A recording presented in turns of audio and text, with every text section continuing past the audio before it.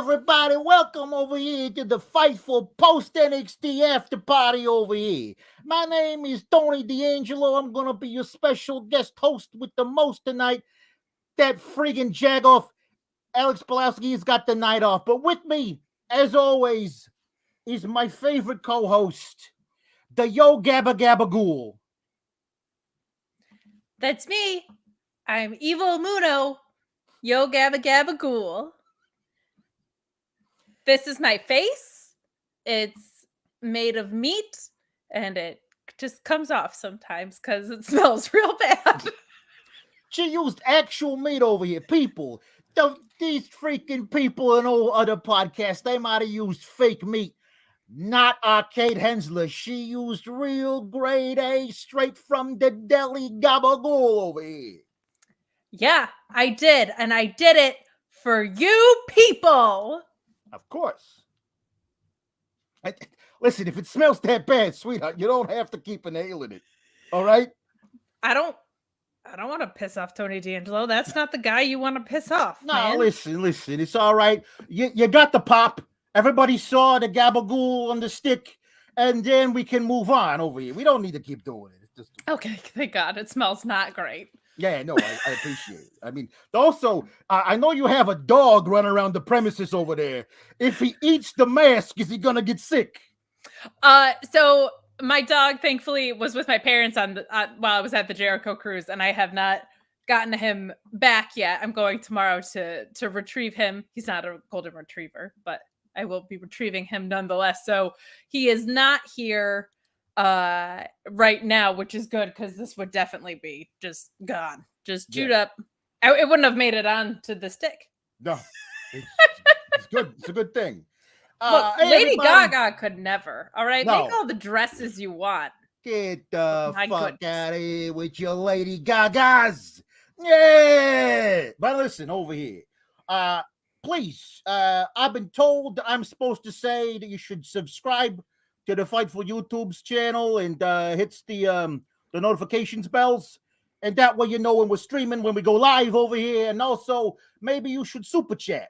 You should possibly send in some money, and then me and Kate, the Yo Gabba Gabba Ghoul, we're gonna read out your super chats on the air, like this guy, the intangible one, Cliff Beard over here. He says, I am absolutely belly laughing at this. Thank you very much. And no, thank you, Cliff. Thank Cliff you. with the beard. Love And it. Gabagool to you as well. Yeah, and also with you. Sean Blandford has a question. He says, hey, Tony, what burger is better, Whoppers or Big Macs? Personally, I prefer Wendy's because I like redheads. Hey! Okay. And J. Shell Nicole says, SRS, I would like to ask for a raise for these guys. Now, not for nothing, but also I got a couple of guys who might be coming to your house in Kentucky there, SRS, and maybe they won't be asking. Maybe they'll be telling, if you know what I mean. That's all I'm saying. I will say, as I was super gluing meat onto a stick, I was like, I think either I'm going to get fired because Sean's going to be like, this woman is not mentally stable. Like, for protection for me, not that he's a vindictive person. I think he's going to be like, she's not mentally stable. Or I might get a raise today because they're going to be like, she's not mentally stable, but the exact type of mentally unstable that we need here at Fightful. So one of those two is happening. Listen, SRS has known Alex Pawlowski for 5 years and hasn't fired that sorry sack of shit yet. And that guy's insane. Let me tell you. I mean, something tells me this guy is going to pull some crazy prop out of a hat at some point tonight and do something so insane that it's going to be talked about for years. I'm just saying. Who knows? Normally, this is where I would jump in and defend an Alex Pawlowski. But there's certain connections. I will say, I was on the Jericho cruise. I spent a lot of time in line waiting down by the docks. I think I might have seen some relatives of yours. Hey, listen, my family runs the docks all up and down the Atlantic and the Pacific and the Indian Ocean. We got docks in the Antarctic. So listen, we got docks everywhere. If you were on a dock, you saw one of my relatives. We're Catholic, you know. So like we're Catholic. My mom has 17 brothers and sisters. My dad has 22 brothers and sisters. they each had like 16 kids. It's the way it works.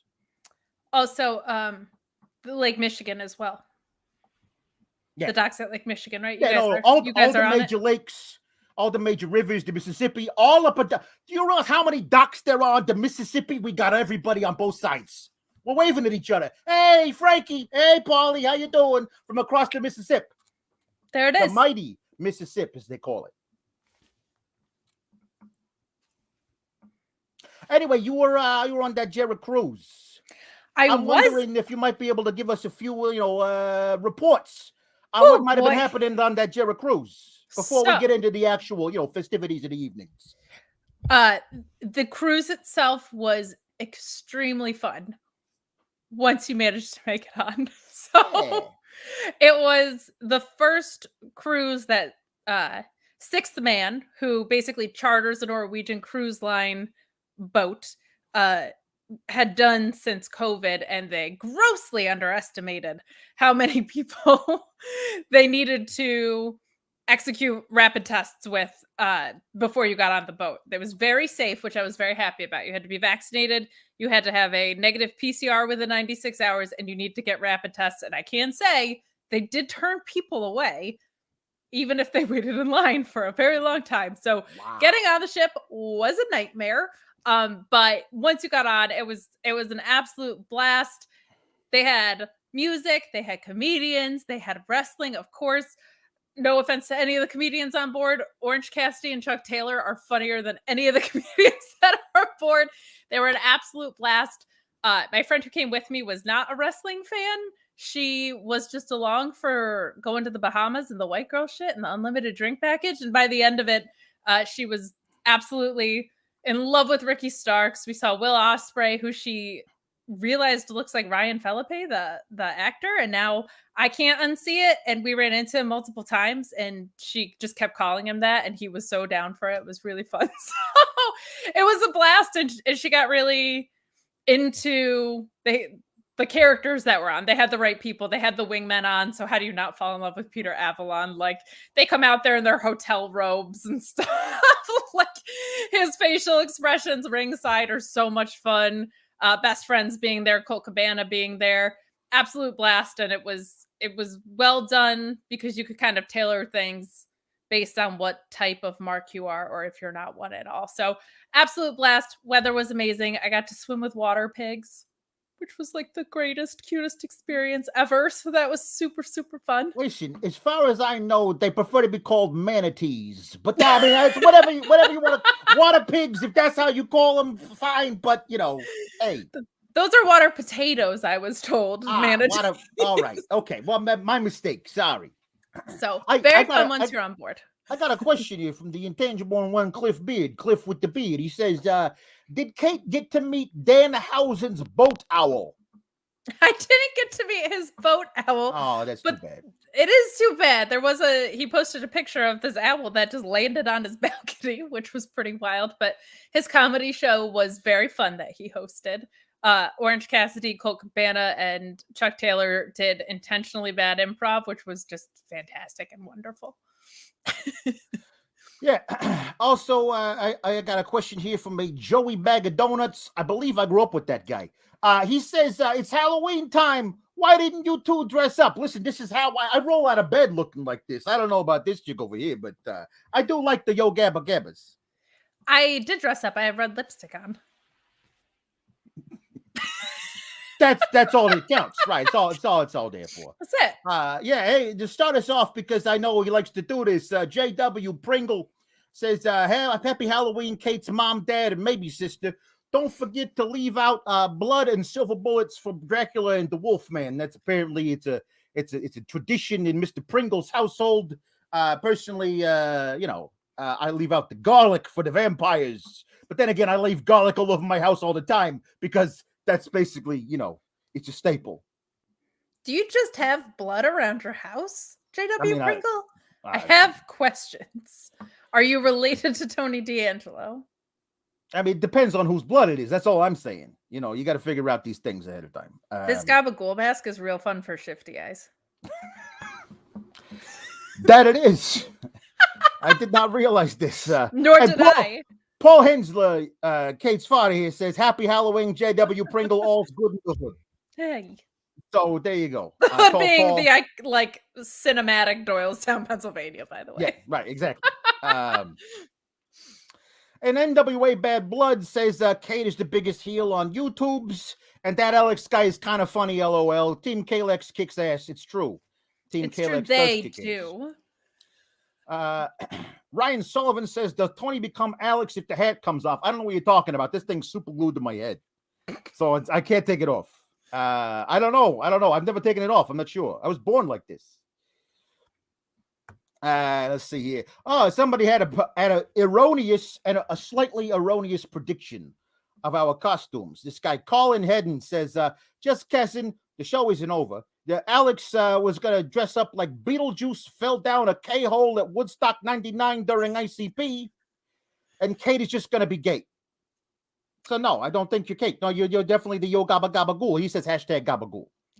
I mean, first of all, to you as well. Yeah. And no, I'm Muno.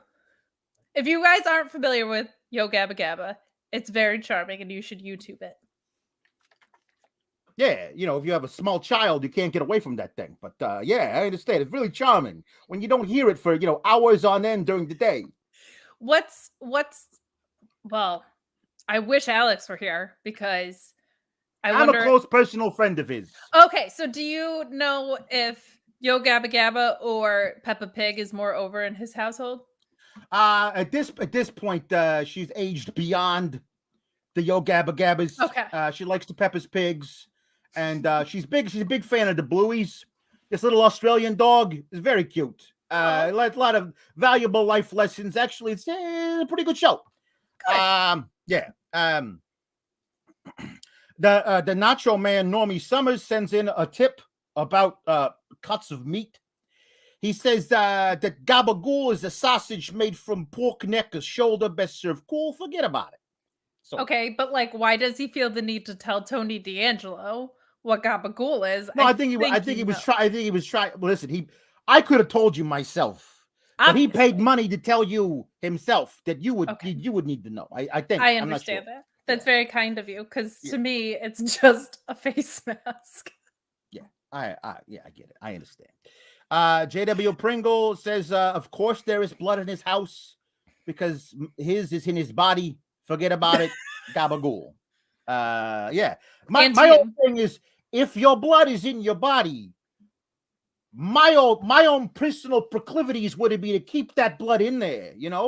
I've been shot many times in when we went to the mattresses, but I totally understand. If you want to keep that blood inside you, I would recommend personally. It's not like a weird, who was it? Angelina Jolie and Billy Bob Thornton thing where you had a vial. Did they have vials of each other's blood? Yeah, they had vials of each other's blood. Those freaks. Weirdos. Those freaky freaks.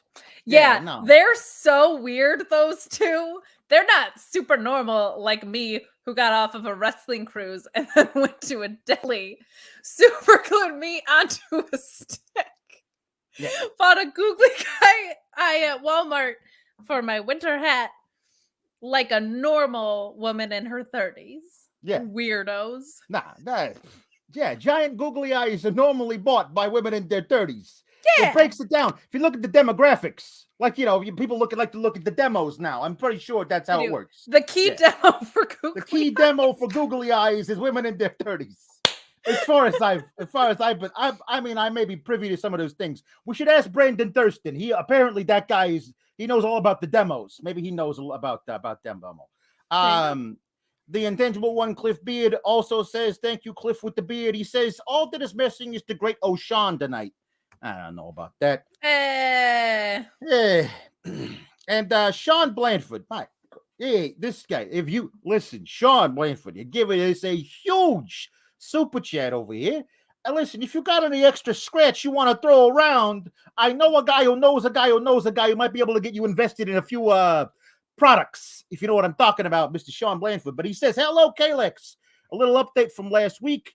He got the promotion he was trying to get. Good for Sean Blanford. Round of applause. Go, Sean. Here's a little love back to two of my Fightful faves. I'm glad they decided not to put the title on Braun quite yet, but his time will come sooner than later. Stay cool, Gabagools. Absolutely. It's keep cool, Gabagool, but we'll just let it slide. All right. To you. And Colin Hedden says, Kate is being caked. Those are her normal clothes. Now, Who I don't is know. Kate? Yeah, I'm not. These I'm not are sure wrong today. This is wrong. Yeah, and that's it. Yeah, I don't that know. one. Well, I tried to get that guy Sean Ross Epps. I tried to get him to like figure out how to switch this up so it said Tony D'Angelo's. He's like, he blew me off. I don't know about this guy. Even when I was doing the list and not your boy, he gave me the worst graphic that has ever been graphicked. But Denise, when she does the list and your girl gets a beautiful one. I guess because they're tag team partners, that's the one way that they can coexist. We don't need that. Nah, we don't need that. Sean is one of those people. He's one of those people. Listen. So the way it goes is you keep on sending in your super chats, and I'm gonna keep on reading these super chats when we get them over here. And what we're gonna do is occasionally this guy Alex, he likes to fancy himself an impressionist. All right, so I'm going to try and do the same impressions that he does. I don't know if I'm going to be as successful as he does. He's also asking for Tony D'Angelo to say certain things here. Ryan Sullivan asks for Tony D'Angelo to be an elf talking to Santa. And listen, I think you're better off keeping your money until December's, because I'm pretty sure we'll be able to do this then as well. But I'll do the elf talking to Santa one time here. We're going to sprinkle these in. We're going to sprinkle these in. We're going to sprinkle them in over here. We're going to sprinkle these in throughout the entire episode so we don't get all backlogged at the end. All right. But the first one here. You know what I know? What's that? Ryan tweeted that Tony D'Angelo looks like a very specific elf, like Bernard the elf from Santa Claus. But I don't think Bernard the elf had like a special catchphrase. Listen. David Krumholtz. I know this guy. I know this David. He had his own show Numbers a while back with some guys named Rob's Moros, and I didn't like that show because I don't like numbers. Okay, because I failed math 15 times. But my dad knows the guy, so they let me pass on in school. But hey, of course, listen. David Krumholtz. He came out last year. Remember this? When he came out dressed up as Fat Drew McIntyre. That guy ruined everything ruined Drew McIntyre's forevers. I like this David Krumholtz. But I'm going to do a little impression of an elf talking to Santa for you, all right? Hey, Santa!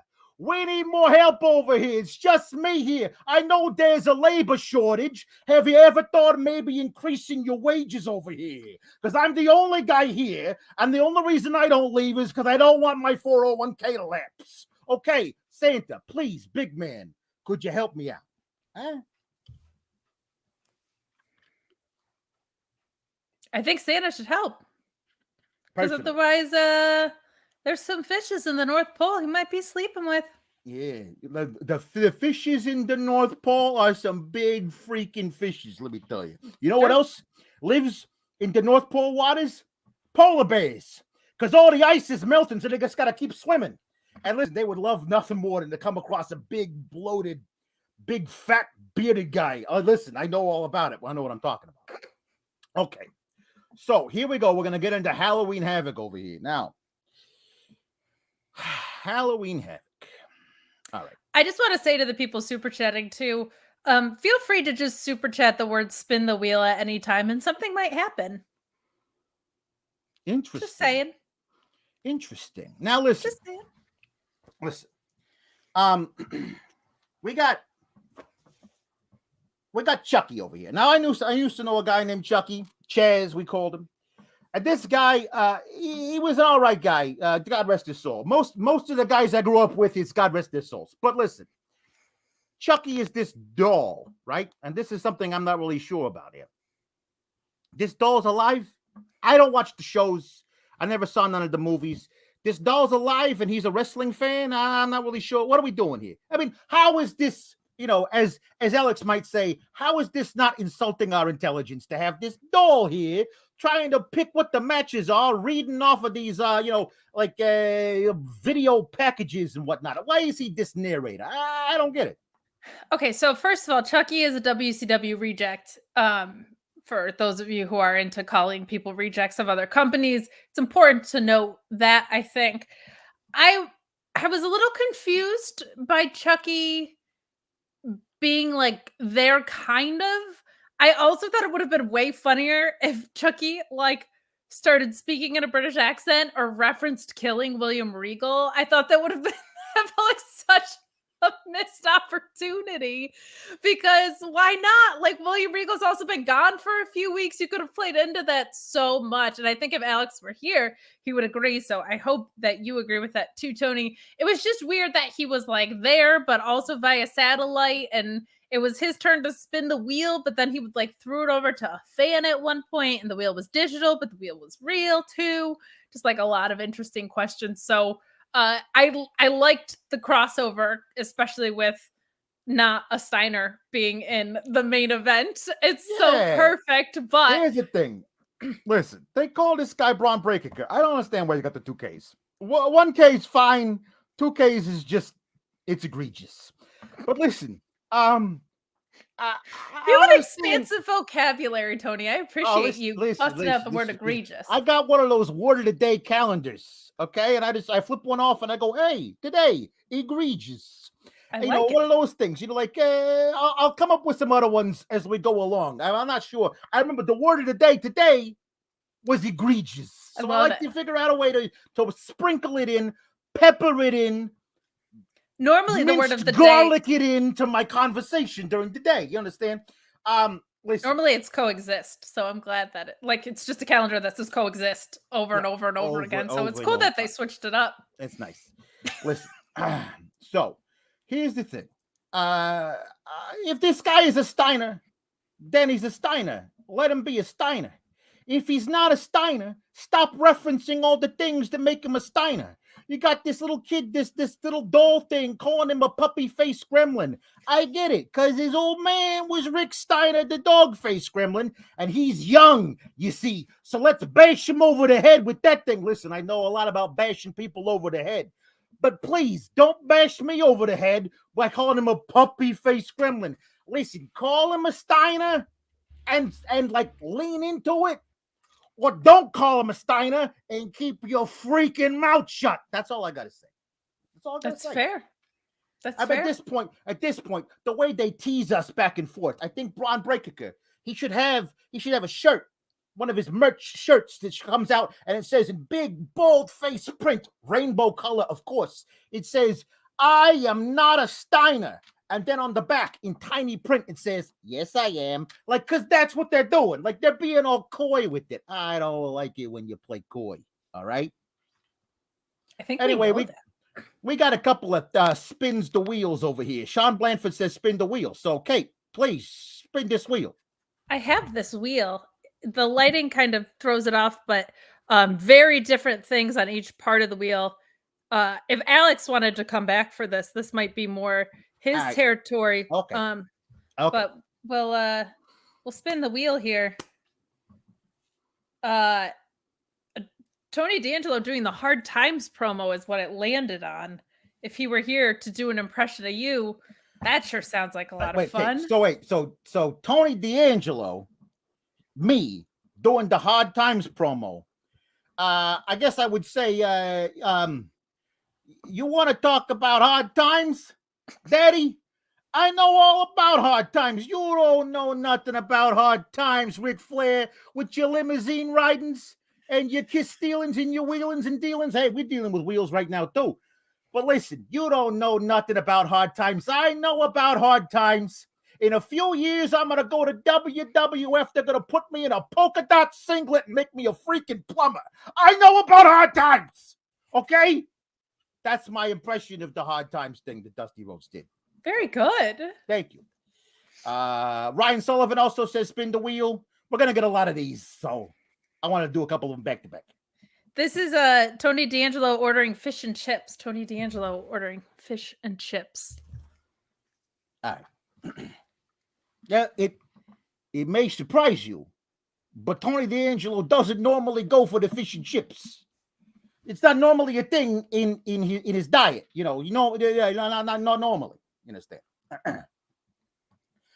Hey, what, mate? I'm trying to fit in. You might have guessed it. I'm not actually from Britain or whatever you call this place. What? Can I get fish and chips? But listen, I don't want chips. I want French fries. Can you give me French fries instead of chips? Like, and listen, what am I over here? Do I want a bag of Doritos? I would like French fries with my fish. So can I put in like a substitution? Instead of getting fish and chips, can I get fish and French fries? Thank you. As they say in your great British Isles, cheers, mate. Was that good? I'm not really That was fantastic. Oh, I appreciate it. Thank you. You should look up fish and chips and what it really is. Oh, yeah? Because I've never actually had it myself personally. No, so, of course not. Right, yeah. I mean, anyway. So this Toxic Attractions, the Io Sarai's and the Zoe Starks and these Hartwells and the Persian Piranhas. They got this it's a stairway to hell ladder match. And I know we were talking about this last week. Stairway to hell. That's the song. It's mostly the same. It's mostly the same thing. Well, I was also thinking, like, hey, listen, we can't call it a stairway to heaven because then the surviving members of Led Zeppelin will sue us. So we got to call it a stairway to hell. I was like, are we AC/DC? Are we Led Zeppelin? We're not really sure. I thought we left all that hard rock thing behind when we went away from Pretty Paul's indie fed. But anyway, listen, the ladder match, it was not going down. When we talked about that last week, we wanted the ladder to actually go into a hole, and they would have to climb down to get the belts. But they did. Apparently, they didn't like that pitch. No, they don't like that idea. So I was thinking, like, oh, okay, this is obviously going to be a thing. They really like this Toxic Attraction thing. Listen, when I'm backstage, you can't. People at the Toxic Attraction. Listen, these ladies are very, very lovely, very voluptuous ladies. The bazooms on these ladies, I'm telling you. But listen, that's basically all they are at this point. I mean, one of them, the one in the middle. I'm not really sure her name. The Mandy Roses. I mean, I don't really know. I mean, it's fine. It's all right. But listen, I thought it was kind of what do we call them? Foregone conclusions. It seemed like they were ready to put the belts on the Toxic Attractions, and along the way, there were lots of really, really dangerous spots. I'm telling you. I'm pretty sure at one point. I mean, has anybody checked on the Io Shirai? Because Indy Hartwell dropped her off a ladder like she got hung up in the ropes and fell like face first into a ladder, like it was suspended between the ring and the announce table. And then Indy Hartwell made this face like she was pretty sure she had just committed murder. And I've seen that face. I've made that face. It's not a pretty face to make. So I understand that she might have been a little scared. But apparently, I'm assuming Io Shirai is all right. But Gigi Dolan's, she's the one who climbs up. She kicks off Indy Hartwell. And then she gets the belts. Toxic Attractions. They're your NXT Tag Team Champions. I do hope they defend the belts more often than once every 6 weeks. But I'm not holding my breath. Yes. So maybe Io Shirai doesn't like anyone because they're all trying to murder her in matches was something that ran through my head. I didn't actually love this match. I appreciate that they went all out for it. But it felt really clunky to me. And I know it's pro wrestling and I know the ladder climb is supposed to take forever and you have to fiddle with the belt for 20 minutes. But there were some times where they were just, I mean, even for a pro wrestling fan, there was a point where Stark was up there and she wasn't really doing anything to sell the fact that she wasn't just taking the belts down. This match just didn't really do it for me. There were some really big spots, but I didn't feel like there was much of a story there. There was a lot of it that felt kind of clunky to me. Io Shirai is a maniac, obviously. Her work in this I thought was really great. Indy Hartwell looked a little bit lost to me at certain points in this, but it was fine. I just was also distracted by this commercial-free carnage. I was like, of all of the matches that you could have had commercials during, this kind of would have been the one. The women's championship match in the main event, I was like, that's what you should have saved your commercial free time for. I don't know if that was a time slot thing or if they just figured people maybe flipping through channels recognize Halloween Havoc a little bit. Maybe we draw them in by having some commercial free time, but this wasn't the way to start it off for me. It just never really clicked in as far as a great ladder match goes. Some really great spots, like I said, but just wasn't my favorite thing. Not the best start to the night for me. Yeah, as far as I know, it's a thing about the time slot. The first match of the night, I think, gets to go without the commercials. Too bad they sometimes save the first segment of the night for like a really long promo that nobody cares about. But correct. I'm just saying it. So I want to address this. This was not a super chat, but I want to address this concern that somebody named Time Erased Games has. Is Alex really going to do the action for 3 hours? LOL. Listen, he's not here. He got the night off. He got Tony D'Angelo. Now, Tony D'Angelo may at one point decide he's tired of talking like this and do an impersonation of this guy, Alex, for the rest of the night. I'm not sure when that's going to be, but I believe there's going to be a very big thing that happens first. And then maybe after that, we'll go. Tony D'Angelo will do an impression of Alex. Yeah, right over here. Okay, good. That gabagool. And to you. And also with you. We got some super chats about this. We got Luis Polito says Jane and EO tried to outdie KO, and I respect it. Yeah, that Persia's Paradas, she did a power bomb to JC Jane, like through the ladder in the corner, and the ladder just kind of like boinged up and landed on her after she landed on the ladder. That did not look like fun. I don't want to do that.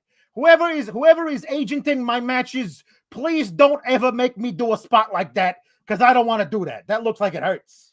I don't think you have to. And I'm not super chatting, but I have a question for you, Tony. Yeah. Is your Carnage commercial free, like in your life? My Carnage? Yeah. Commercial free? Yeah. You mean while I'm out there doing Carnage, you know, when one of my cousins calls me down to the docks to bust a few skulls, right? Do we come in and we do a commercial with the Jimmy's John's guy? That guy, right. Joey Baloney. I don't like that guy. I don't blame that guy. You. He's been feuding with my father for years, and if I catch that guy out on the streets, it's over for you, Joey Baloney. I'm telling you. No. Most of my Carnage is commercial free. We have yet to find a sponsor for my Carnage. Yeah. No, they're all queasy, squeamish about the blood and the guts. And the skulls being cracked. You don't understand. Thought they valued their kneecaps enough to give you a sponsorship. That's all. Yeah. So also TDX 1138 says it is not Halloween Havoc without somebody no-selling their death. We just need a sumo monster truck match now. Now listen, okay. We got this spin the wheels and make the deals. We got a wheel with all these amazing things on it. What's this now? I can't see. What is it? It's Eddie Guerrero. Oh, I just figured he should be here for Halloween Havoc. For Halloween Havoc. Yeah, he should. Yeah, God rest his soul. But listen, we got all these matches on this spins the wheels and makes the deals. What do we get? We get a ladder match. We got a street fight later on. And then we get a lumberjack match. Like, come on. If you're gonna rig the wheel, rig it to be a buried alive match or an inferno match. Or, like this guy suggests, a sumo monster truck match on the roof of the CWC. Now that I would like to see. That's very fair. Cyclops is better than Wolverine, says Io and Persia were the stars of the match. Persia, she's a strong lady. She's a strong lady. Her and Raquel could have a great feud. Yeah. It's true. Now, the Nerd Guru says, not sure where Io goes, so I'm hoping to Raw so we can see her versus Bianca, Becky, Rhea. Listen, the problem with this is I do not think that no matter where she goes on the main roster, she ain't winning nothing. But you could interest me in an Io Shirai babyface program against Charlotte Flair. However, now Guru says he doesn't want her on SmackDown because Flair's going to no-sell for her again. Now listen, if they finally get Charlotte to play nice and react when somebody punches her in the face, then maybe Io Shirai versus Charlotte Flair could have, because right now on SmackDown, they got no baby faces. They got nuns.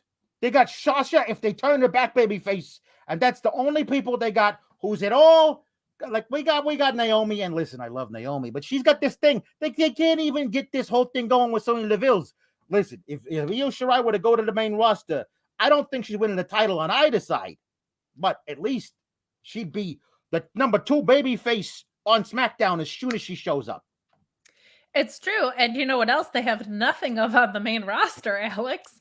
Tag teams. Zero.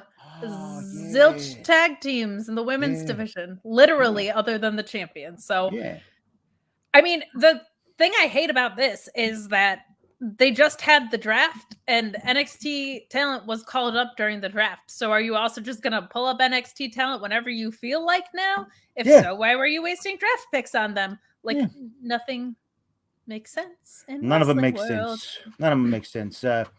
Sean Blanford says, I love how the NXT women were highlighted in 2 great matches.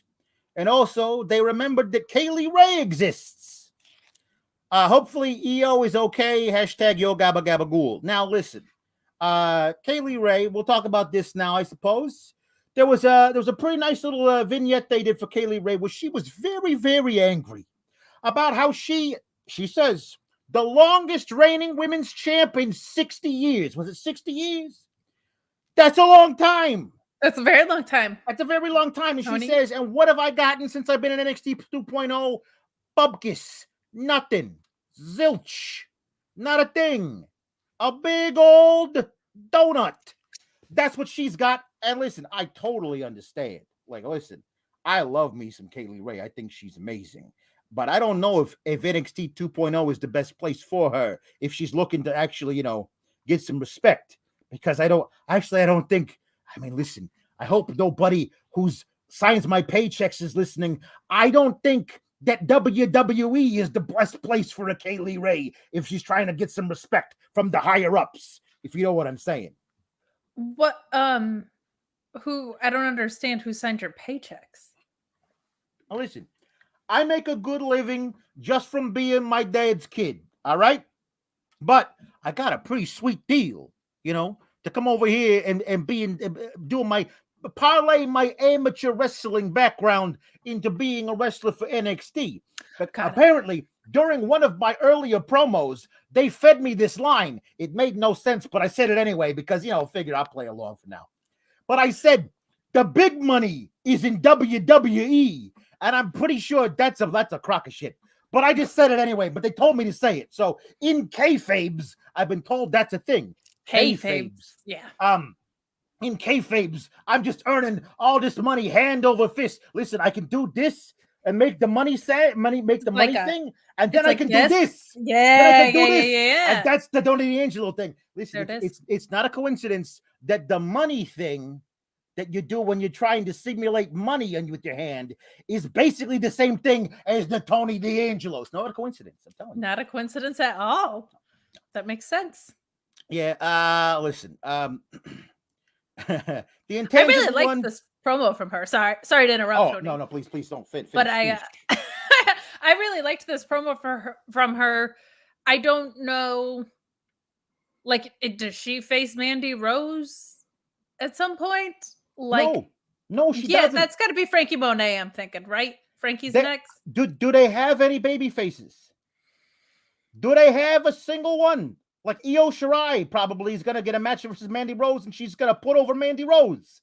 And we're all going to be really heartbroken about it because it's going to make no freaking sense. But that's something she's going to do.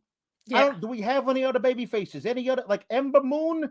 They've been booking her to lose all the matches. Now, as we saw last night, being a gigantic freaking loser is not something that precludes you from becoming a number 1 contender. So perhaps Ember Moon's going to get a title shot. She's going to lose that too. That is correct. The intangible one, Cliff Beard, the Cliff with the beard. He says, Kate, there's like 2 women's tag teams between all 3 of the rosters. It's really bad. Now, you're using hyperbole, my friend, because there were 3 tag teams in just 1 match tonight. So, between all 3 of the rosters, there is 4 tag teams. So you, my friend, were undercutting by 2 tag teams. You got to be honest if you're going to do things like that. That's all I'm saying. I would listen to Tony about being honest. Yeah, no, I am as honest as the second is long. That's what I gotta say.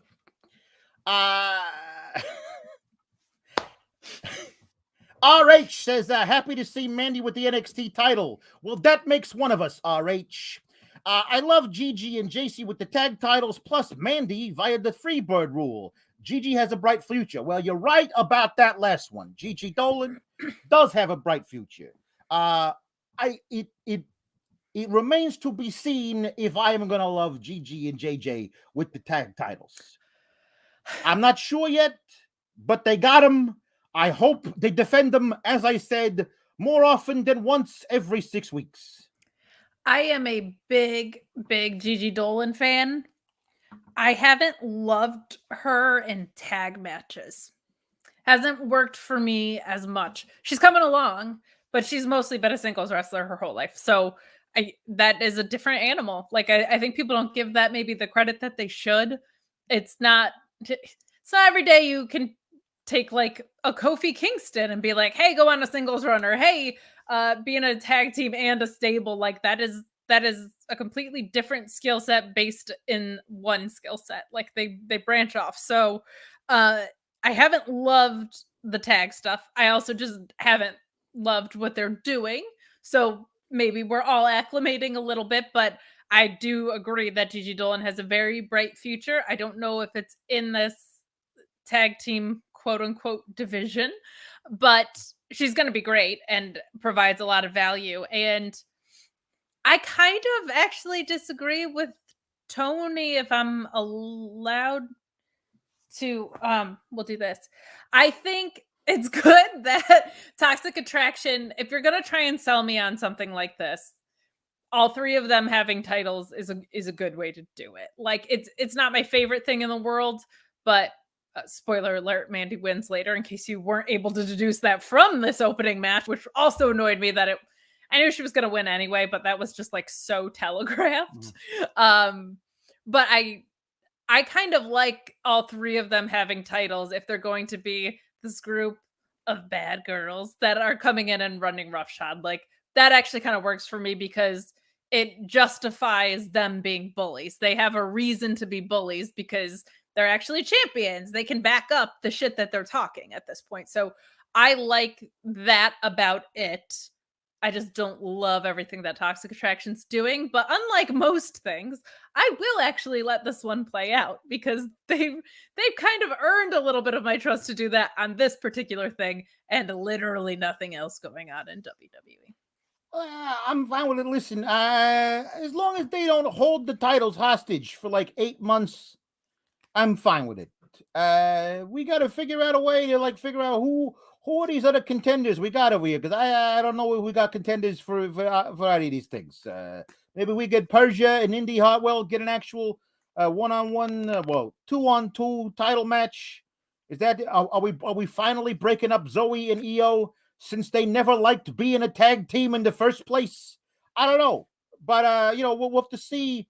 If what I don't want is for them to hold the belts and never defend them for like 6 weeks, and then be like, "Oh, look at us, we're the champions."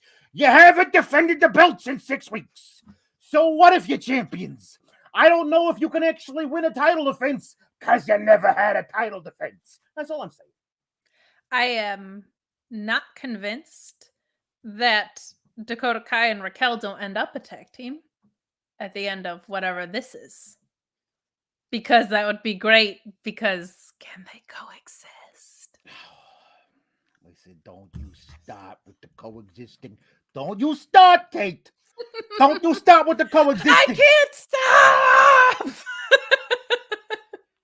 Stuplexer, which is a fantastic name. That's Stuplexer says, I've never watched an episode of NXT, but I watch this show every week just for Alex and Kate's banter. Long live KALEX. Listen, you've never watched an episode of NXT? If you have the capabilities, search YouTube's for matches from like 3 years ago. Those were amazing. That's why I actually decided. I was sitting at home in one of my dad's loving, very well-appointed mansions, flipping through the channels, and I saw a match between Johnny Gargano's and I think it was Andrade's Almas's, and I thought to myself, that's where I want to go. Pop, can you get me on the next boat to Orlando? And he said, it's not in Italy. It's over just down in Florida's. I could drive there. And I said, okay, I'm going to go. And that's what I did. Eventually, I got down here, and that's why. Because I'm telling you, a few years ago, NXT was the place to be. Oh, my Rona, it was so good. But thank you for watching us. Oh, or I'm sorry. Thank you for watching Alex and Kate on a weekly basis, except for tonight where they have the night off. Yo Gabba Gabba Ghoul and Tony D'Angelo. Okay. Yeah, absolutely. Somebody asked me, what's my take on Michael Myers? Listen, I mean, he's not my cup of tea. I'm just saying, Austin Powers, he's not that funny. You know, you got some funny glasses, you got an accent.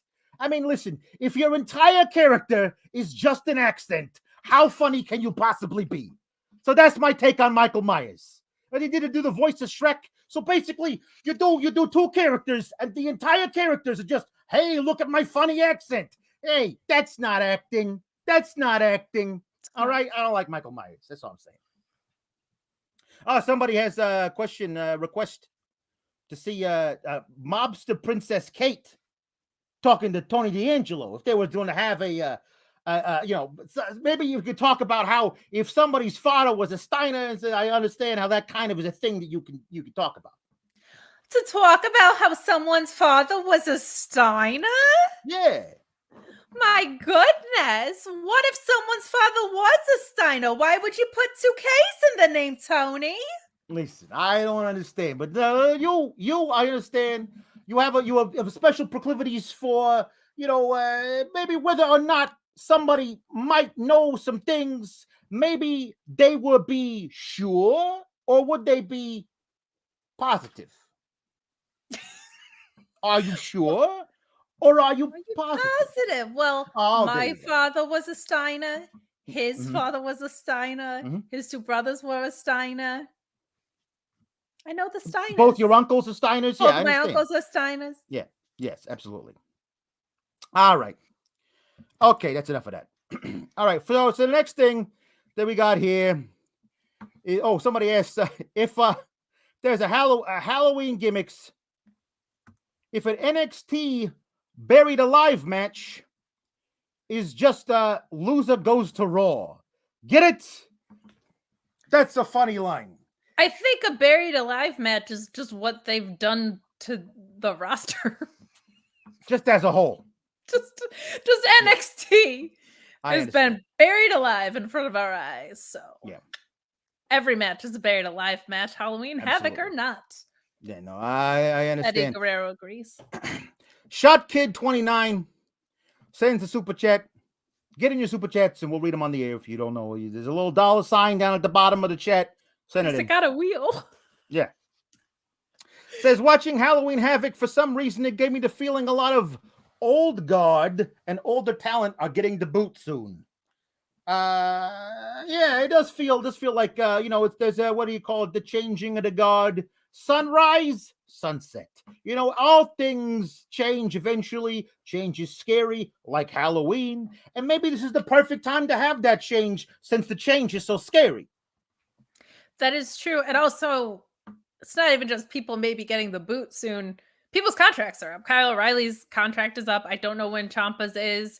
But people got one foot out the door, I think, on NXT. I don't know what's going on with Samoa Joe. I haven't heard anything. Sean has not broken anything on Fightful Select, which you can subscribe to and find out eventually at FightfulSelect.com. You can subscribe for just $5. Leave a thumbs up on this video. Super chat us. What? But there are people who signed up for something different than what they're being given. So there's probably people that will request their release because they don't want to be here. There's probably people that can make the jump to the main roster. We've talked about it with LA Knight for sure. But like, some people have just hit their ceiling if this is what we're going to get, right? Like, what else is Kyle O'Reilly really going to go around with Von Wagner here? Like, even on the main roster, I feel like Kevin Owens is as good as out the door, despite headbutting a ladder on Raw. That guy gives it his all every time he goes out there. But there's some people that, given the current ecosystem and what NXT was and what it has become, they're just not fit there anymore. And people that have already accomplished a ton in NXT 1 that don't fit in NXT 2.0, AEW, Ring of Honor, the Indies are lit, MLW, Impact is constantly leasing talent. Bound for Glory was huge for them. So it's not like it was. It just isn't like it was where this was the only place you could go to work. Yep. Phil Felice sends in a super chat saying, "Spin the wheel, Gabadeel."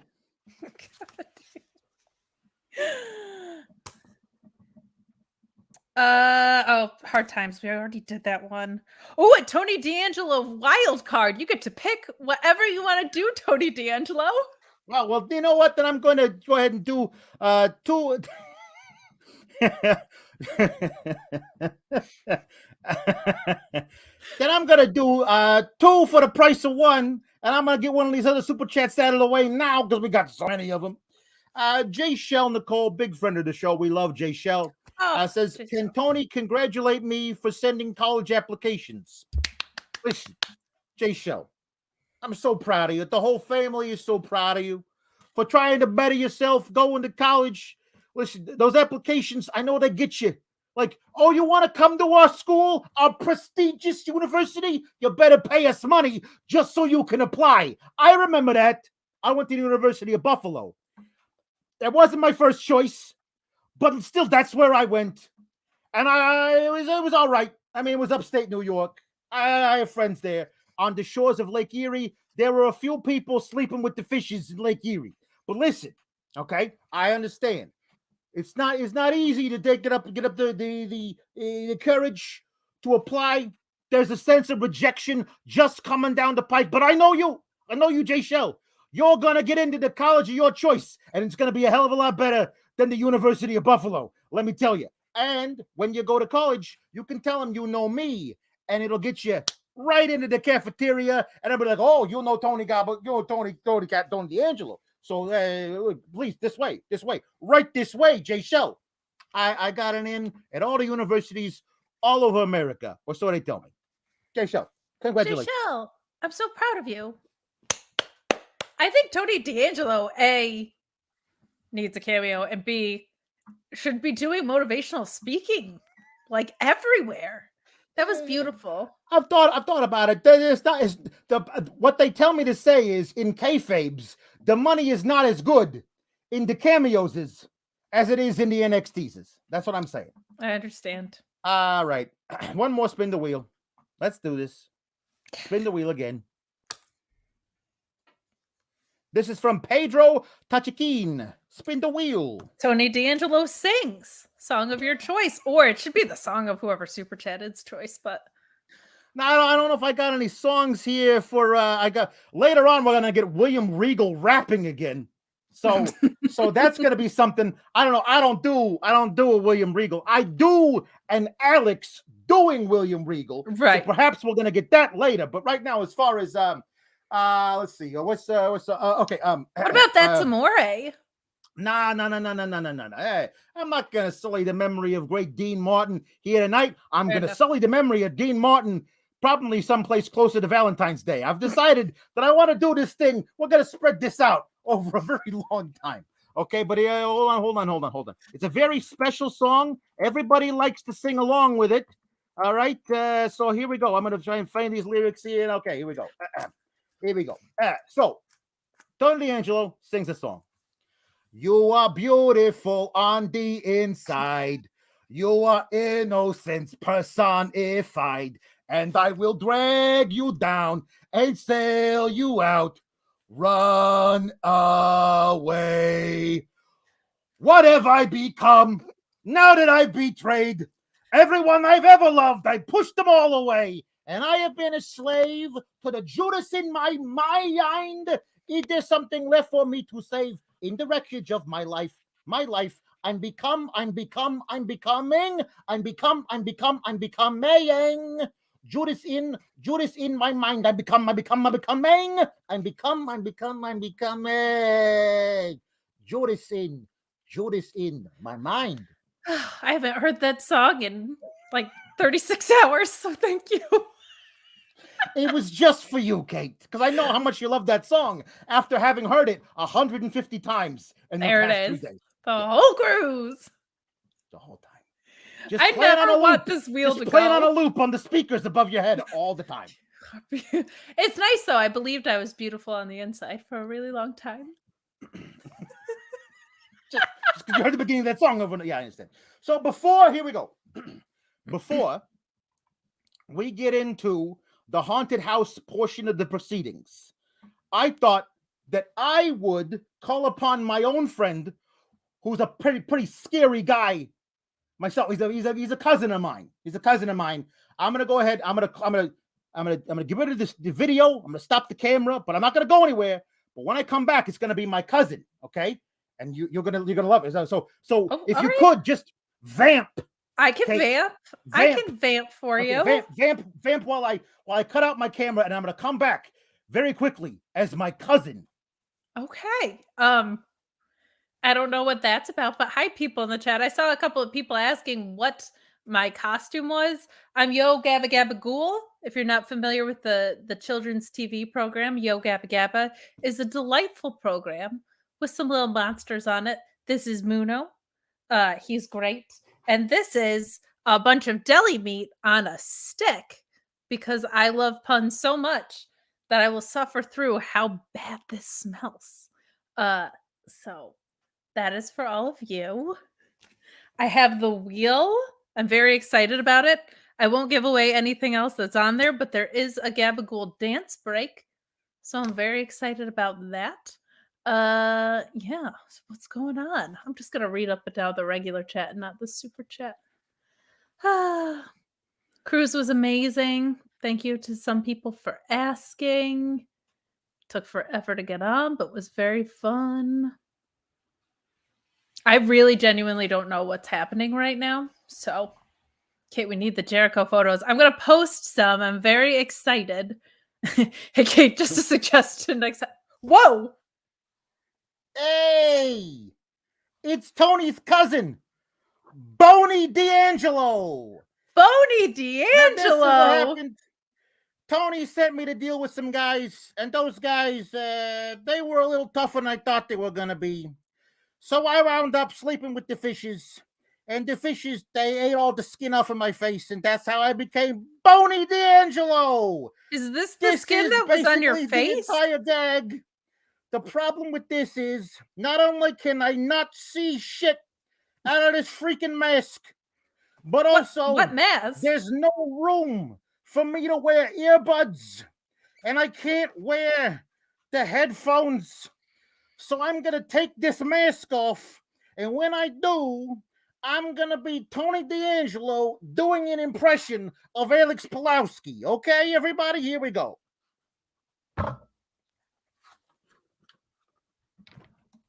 Uncanny. You look so much like Alex Pawlowski. Wow. Uncanny how much you look like Alex Pawlowski. That's crazy, isn't it? Yeah. I never noticed the resemblance.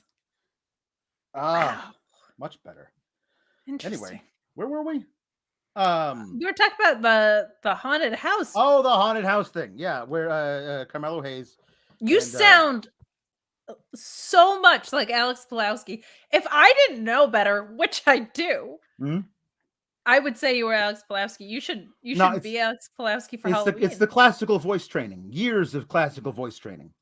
A lot of mobsters go through that so that they can disguise their voices to the police. Right. Listen, when you're on a wire, you don't want the feds to be able to tell it's you. Right. So of if course. I'm in there and I'm talking like this, they go, "That's Tony D'Angelo." But if I'm talking like this, they go, "I don't know who that is. Who That's is not that Tony guy? D'Angelo." Of course. So I don't know who it is. My It's great. goodness. Yeah. Anyway, what's happening? Okay. So I honestly thought that this haunted house thing was harmless, and at times it was hilarious. Yeah. I love the continuity from Halloween Havoc to Halloween Havoc. Simply because I don't ever foresee Dexter Lumis going up to the main roster. Yeah. Because really, what the hell would they do with him? I love the idea of this just being Dexter Lumis's thing. He does every year with a new feud because it works. The only thing I thought was really funny is that as they went through the haunted house, and we'll talk about both sections of it here, the beginning and the second part, is it became progressively more obvious that they took a camera crew to like the fourth most popular haunted house in the Orlando area and just walked through that. You know what I mean? Like, hey, we were voted third most popular back in 2016. Eventually we're going to get that bronze medal again. But it was obviously like, community theater actors with makeup on and masks and stuff being scary. I thought it was all fine and everything. But the best part about it was how obviously scared Carmelo Hayes and Trick Williams were. Oh, it was great. Again, getting nervous that they're showing Vince they're funny because you can never recover from being funny. But I thought this was really fun. I think in the second one, the witch is the actress that played Marla Hooch in A League of Their Own. I'm convinced. I was like, that looks exactly like her. What a hitter. But yeah, this was fun, and it filled in the Halloween Havoc stuff, like it, because at times they do so well with the sets of like in your house and stuff. This didn't feel Halloween Havoc-y to me. So there were parts of it that were a little disappointing in that way. Like it didn't feel like a super spooky set.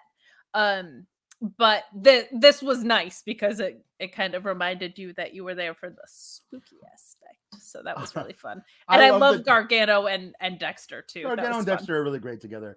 I love Gargano being. Don't worry, I home alone the shit out of this house. And fantastic. And I really wanted there to be booby traps, but there weren't any. They were just scary people. I wanted there to be like, stepping on like, I don't know, Halloween ornaments or something. I don't know what you could do. A paint can flying down, but the paint can is wearing a Halloween mask. I don't know, something like that. But and then they're the sticky bandits. Yes, that would be so fun. And I liked Gargano. He's been doing this really well with Dexter Lumis. I feel like this time he was like, he said something like, "Weird crib, man. Next year we'll do it at my place." Like he still attaches himself. He sells the right part of it. Like he does an incredible job of striking this balance of like, but you're my son-in-law or something. Like he's really, really good at that, which is so important because he has to pull it back into what his world is, where we just get to enjoy Dexter Lumis having an axe all the time or whatever. I just love the idea of this is at its core, this is a man trying to form a relationship with his son-in-law. Yes. That's what this is. I expect him to say, "Hey, don't forget barbecue this weekend at the house.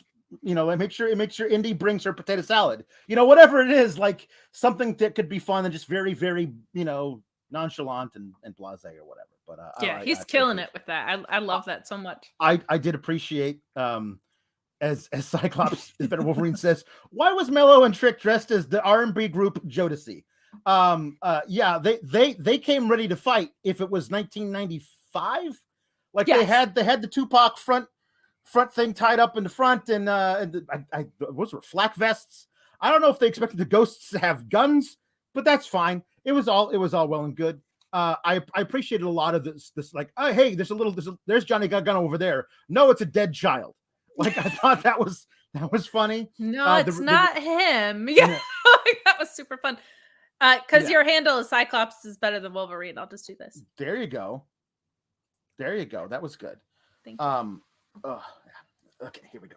So, did everybody like the gold chain? It's fake gold. I want to make sure it looks. Kayfabe, bro. Why are you telling them it's fake? Listen, it's all. Listen. This no. Tony D'Angelo's chain is fake, but when Tony D'Angelo pretends to be Alex Pawlowski, the chain is fake. But Tony D'Angelo's chain is real. Do you understand? There's lots of levels to this thing. Levels on top of levels. Okay. I understand. It's like an inception of a Halloween costume. All right. I thought this was fine. They get the North American title back. They run away like all it was just to have them get scared and run away. Yeah, that was fun. And that's fine. And I liked the Chase University tie-in. I don't like that gimmick, but I loved I'm here on a field trip with my students. I can't find any of them. And like, I think I found one he's dead. And I was like, no, Chase doesn't run a third grade. He runs a university. That was a much smaller child than any of the students he teaches. But okay, it's fine. We're not going to. Well, if they're dead. Yeah, it's possible. Yeah. Yeah, you never know. So I thought they did a meaningless swerve on us. Sorry, gotta get the bangs right. I'm doing a Kate impression now. Because I could barely hear you. I had the same headphone issue. There you go. Now the bangs are all screwed up. Yeah, it's terrible.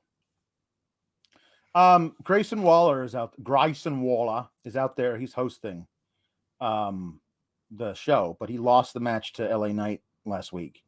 And at the beginning of the show, I was like, oh no, did LA Knight get COVID? Like, because honestly, like that was the thing, was like, oh, I don't know where he is, which is usually like code for he wasn't cleared to compete, which in this case is usually code for he's got a condition we don't want to talk about. Correct. And I'm glad that's not the case, because eventually he came out later. But this was I thought it was a weird thing to swerve us on. And I guess it was all just to get both of them on the show. But like, I really don't mind if neither of them are on the show. It didn't need to have. Yeah, it was weird. It just I'm nervous we're gonna get a feud because of it. Oh, we're totally getting a feud because of it. I just don't get why we had like Grayson Waller and Chucky and LA Knight and a kid fan spin the wheel. It just was too many hosts, and none of them were hosting, and nobody was doing anything particularly Halloween-y. Mm-hmm. Like, they should have, you know what they should have done? They should have had Dominic Mysterio come back down and host NXT for one night. I'm brilliant. God, I'm good at this. You really are. It's hard being this great at this. It is. It's really hard. Yeah, it was weird. And then we go back to the Halloween party. There's a Halloween party backstage, and that's how you get everybody else on the show who's not on the show, including the harem that is backstage these days. They're just, I don't know. Are they? Hi, hot girls who think they're in a sorority house but are backstage at a wrestling show. Hang out here. I'm assuming that the Orlando area is full of Instagram models who will happily take $100 to like look hot on TV. Like, well, that's all women do in NXT now. Yeah, they're hot. Yeah. Or they almost die in ladder spots. There's not really a lot of in between. Yeah. No, that is, yeah. So anyway, they're backstage, and this is where our only time that we get a glance at Tony D'Angelo. They're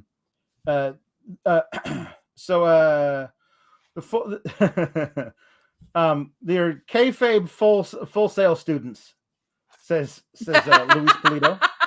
TNA for life says tonight was cool and all, but not enough Tony D. Yeah, we got Tony D backstage, and he talks to Grayson Waller for a little bit, and then later we see him talking to Lash Legend, and Lash Legend says, "You can be on my show next week." So I am now fully expecting Tony D'Angelo to be on Lash Legend's show next week. Okay, because I don't want to I don't want to. None of this swerving him off the show again. He's got to be on the show. We need more Tony D. Can he wrestle and also be on the show? Can he wrestle 2 matches and be on the show? Can he cut an in-ring promo, wrestle 2 matches, and also be on the show? More Tony D. Well, here's the thing about not having enough Tony D'Angelo on the show. There's never going to be enough Tony D'Angelo on the show unless it's the whole episode. Here's what I am in for. I'm in for him continually putting people in the trunk for not getting on Lash Legend show. If he just keeps putting people that are preventing him from getting on Lash Legend show in the trunk until it gets to her and she has to let him on there, I'm 100% in for that. That would be a blast. I also wanted to keep just in kayfabe, keep driving larger vehicles with bigger trunks because he has to fit all of them in there. Ooh, until he's stacking like up like Hummer. Yeah, like a stretch good. Hummer thing. As far as the harem backstage, Jerry W. Pringle says they're hot or have brown hair or both sometimes. We're not really sure. But yeah, agreed. So people with brown hair could be on dating apps, as we learned. People with all hair colors. Agreed. James Bowers says, to quote Brian and Vinny, this talk show segment was no buys. Is this worse than the deepest pits of TNA? I honestly thought the stuff in most of the stuff that happened in the Halloween party was whatever. Like it wasn't like nothing stupid happened. I did appreciate that the most boring wrestler to have ever lived, Von Wagner, was just wearing regular clothes. And like, who are you supposed to be? Brad Pitt. Don't you see the resemblance? And then I don't know who Kyle O'Reilly was supposed to be, but he was wearing the really, really terrible fake mustache. I did appreciate that Cameron Grimes was wearing an astronaut costume and he was going to go to the moon. But like, I mean, it was like, honestly, it couldn't. Well, here's the thing. Save some of the best matches of all time. Yes. Halloween Havoc has mostly been stupid. Like, it's not, you know what I mean? Like, it's mostly cheesy. It's mostly corny.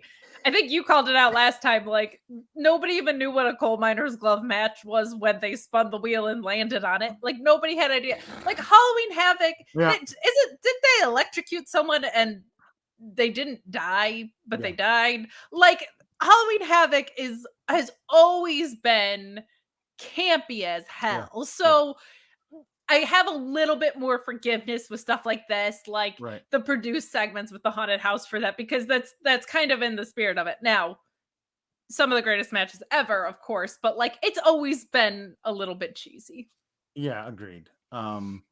Speaking of more Tony D'Angelo, Sean Blanford says that well, hold on a second. Tony D'Angelo should go wire to wire on number one contenders gauntlet match. Book it, you cowards. Yes, he should do the gauntlet match, the 60-minute thing. That'd be great. Wire to wire? Wire. You wearing a wire? You wearing a wire to wire? Are you wearing a wire? Are you wearing a wire? The two of you together. Are you wearing a wire to wire? Yeah. Knocked Bogan says, I am starting from the beginning and after the costume reveal. Thank you for being a constant highlight of my Tuesday third shift. Keep cool, Gabagool. We will always keep cool, Gabagool, and also with you. Thank you, Knocked Bogan. With your spirit. Yeah, with your spirit. So, hold on. I'm missing it. J. Shell Nicole says, guys, Denise is doing Steiner math right now. Yeah, I already did the Steiner math last week. I guarantee you, it's better than Denise doing it because it's Tony D'Angelo doing it. Tony D'Angelo doing Steiner math is better than Denise Salcedo doing Steiner math. I think Tony D'Angelo is feuding with Denise Salcedo. Okay, first of all, sign me up for that anytime. Jay Shell, you're applying to college. You're going to learn, like, okay, you have like your gen ed courses, right? Steiner math is one of those gen ed courses that you will have to pay thousands of dollars in credits for. Money Mark says he thought that Mello and Trick were crime time. Maybe. I mean, like if they were gonna do Crime Time, you could easily dress like JTG, Yeah. and Shad. They did not dress as them, so maybe they were trying to be. I'm not sure. Yeah, there's another thing that happened during the backstage thing. I guess Cameron Grimes is losing all his money next week to Duke Hudson. Ugh. No. It's not ugh. I really like Duke Hudson, and I'm if they're not going to push Cameron Grimes to the moon, and they're not, then I want him to do something with Duke Hudson. More Duke Hudson being good, and not Duke Hudson being one note thing. Like if we can get him actually wrestling real matches, that's good. He was dressed as Hugh Hefner tonight, which all right. But yeah, I want more of my new faves on the show, and not more of my new faves being passed over for my new unfaves, if that makes sense. Unfaves. My unfaves. I don't like it because it's that Cameron Grimes loses all of his money to Duke Hudson in a poker game. That just feels very sad, happy Corbin to me. That just feels so redundant from something that was like not long enough ago that you can even get away with it. So I don't like that. I do like the idea of a Cameron Grimes, Duke Hudson feud, or even a pairing where Cameron Grimes is naive and goofy and Duke Hudson is like a little smarter and more savvy. That could be very fun. I'm fine with that. Yeah. So we get Robert Stone dressed as Elvis picking a fight with Zion Quinn, whose only character is that he beats people up. And then he got choke slammed through a table. There you go. We also didn't talk about the fact that apparently Asian people don't know what Halloween is, but are at a Halloween party. Right. Yes. Yeah. Because they. I mean, listen. He brought up some good points. You just let children roam the neighborhood and strangers give them candy. That's insane. If you didn't know, I mean, I'm not saying that no Japanese people know what Halloween is.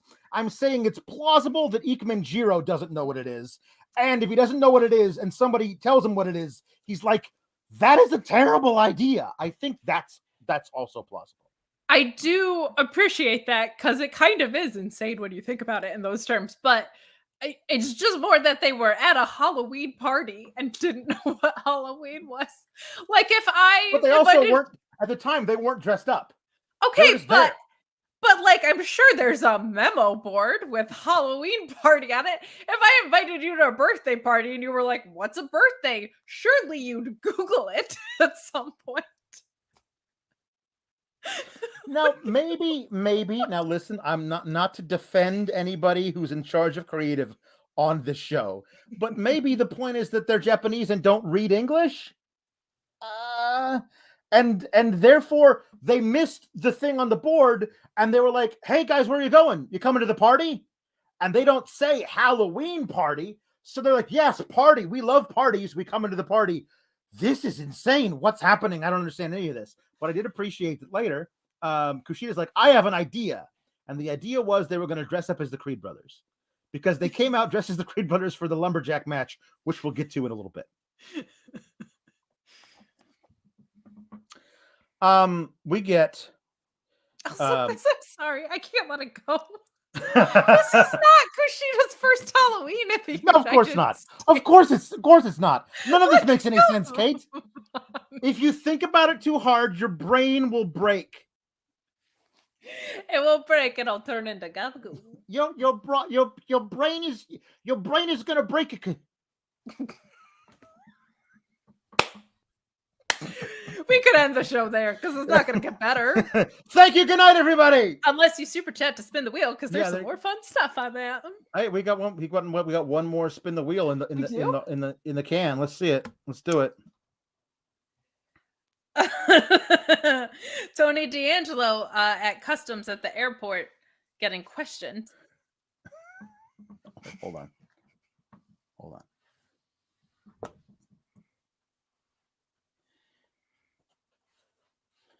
What are you talking about? This is a very it's an heirloom. I'm bringing it back from Sicily. It's my dear old great grandmother's set of butcher knives. And listen, it's totally fine. It's a family heirloom. I understand, but it's okay. I declared it back in Sicily, so it's fine. And listen, please don't mind all the red paint that is all over these knives. My great grandmother, God rest her soul, she was a painter. She loved to paint, and one of the ways that she would spread the red paint on her palette, you know how she paints with the oil paints and whatnot. She would spread it with like this, in such a motion. She would spread it with her butcher knives, and that's how there's red paint all over. So can I go, officer? Hey, listen, not for nothing, but here's a couple of $100 bills. You good? Yeah, that all checks out. That all makes perfect sense. Thank you. All right. Go right on ahead. But you do have to stand in this line for 7 hours for a rapid test.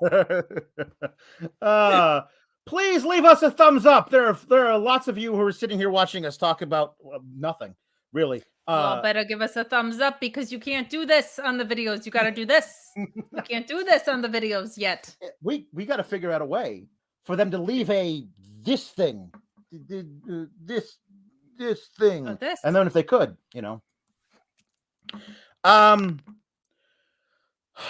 Look, I didn't want to tip anyone off, but there is a gabagool dance break on the wheel.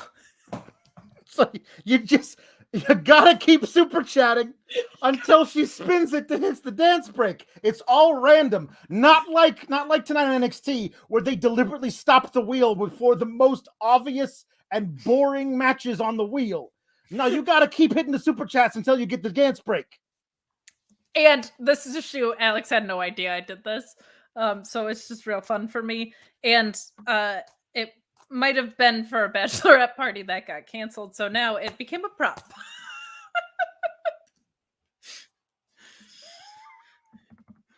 Anyway. That's fantastic. All right. All right. I'm going to do one of these now. Well, Ryan Sullivan says spin the wheel. Here we go. Okay. Spin the wheel. You already did the Hard Times promo. Yeah. Oh my God, gabagool dance break. Da-na-na-na-na-na, da-na-na-na-na-na, da-na-na. Gabagool. It really did land on that. I'm so excited. Da-na-na-na-na-na. Good. Gabagool. That was a shoot. It really landed on that. I'm so happy. Fantastic. Well, now and if you guys are like, oh, she rigged that because she just said it. No way. I would keep trying to get your money, and I would save that till the end if I was trying to rig it. All right. Somebody sent in a super chat, a request for Tony D'Angelo to Cliff Beard sent in a super chat for Tony D'Angelo to sing "This Is Halloween" from the Nightmare Before Christmas movie. All right, here we go.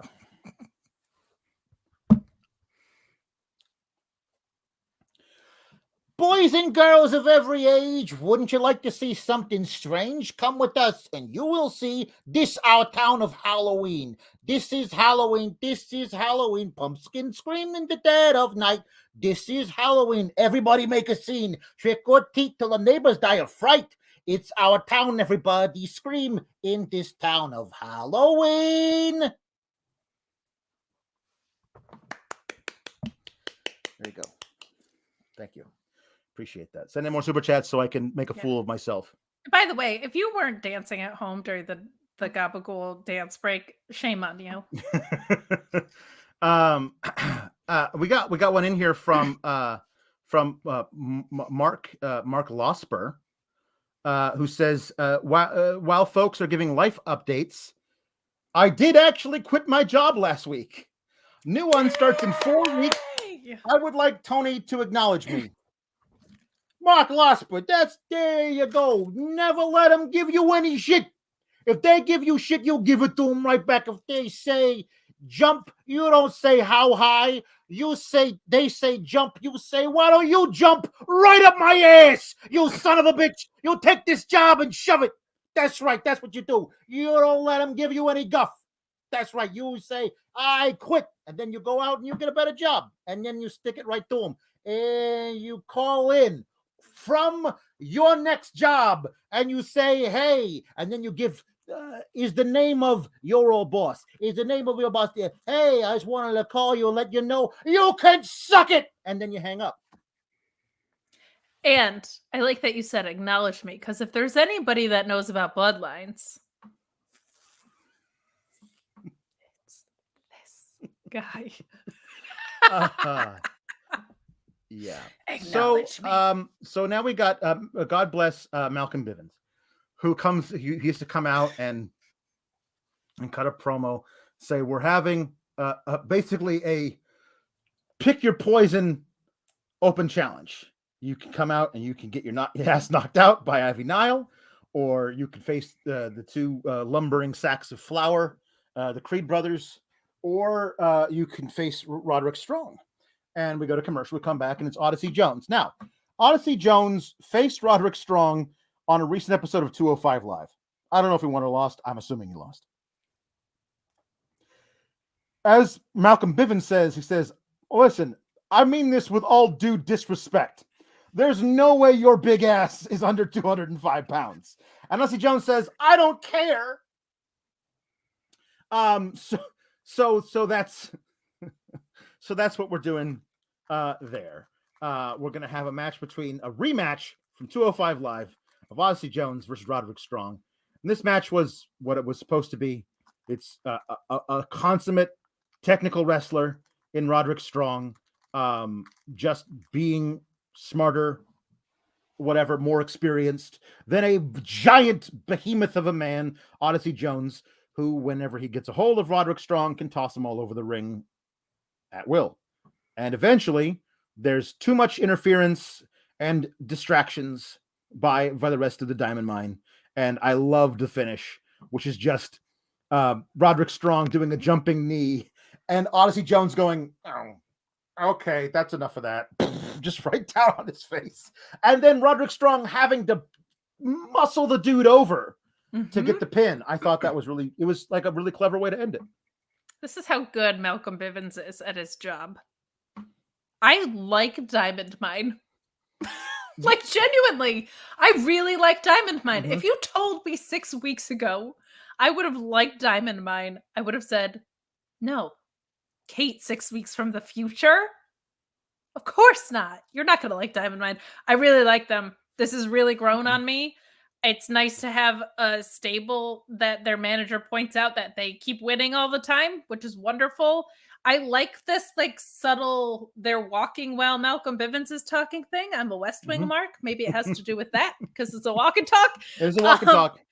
But he's just great. And when he said your big ass isn't 205 pounds, I popped so hard. Really, really like that. Did not love commentary is killing me a couple times this episode again.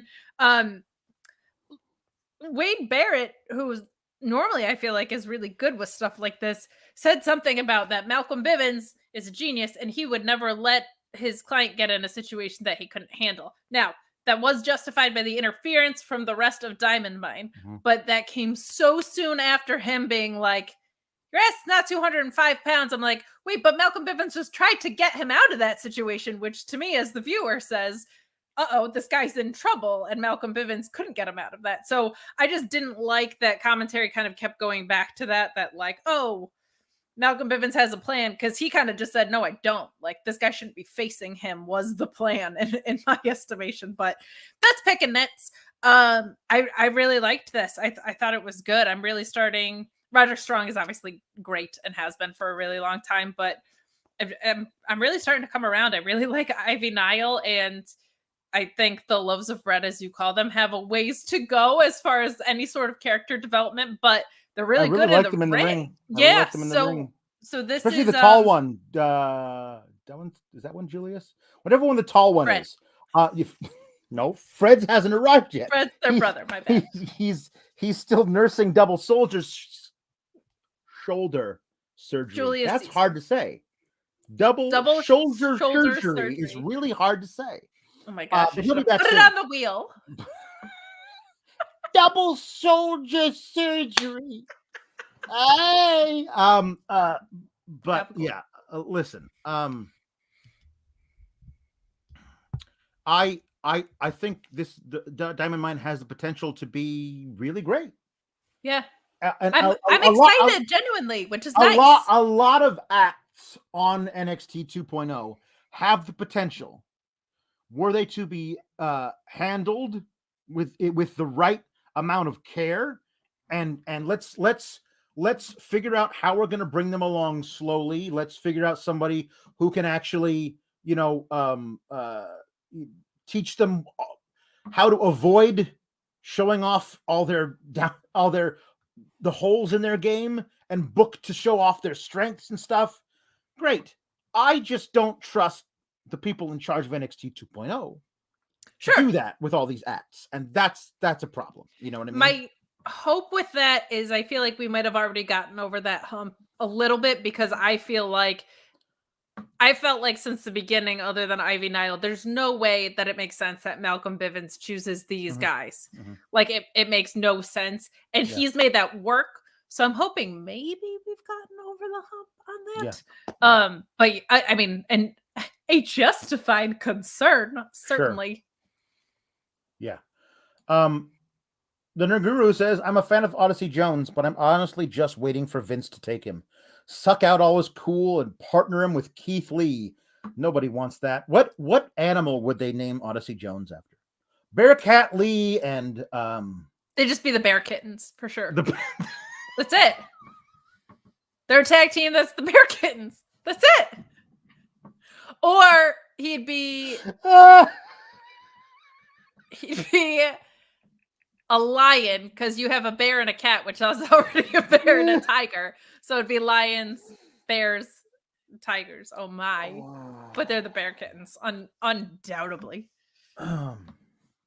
It's alarming that I thought of it that fast, because usually that means it's in the realm of something they would do. I disagree. I think they're going to call him Lion Dog.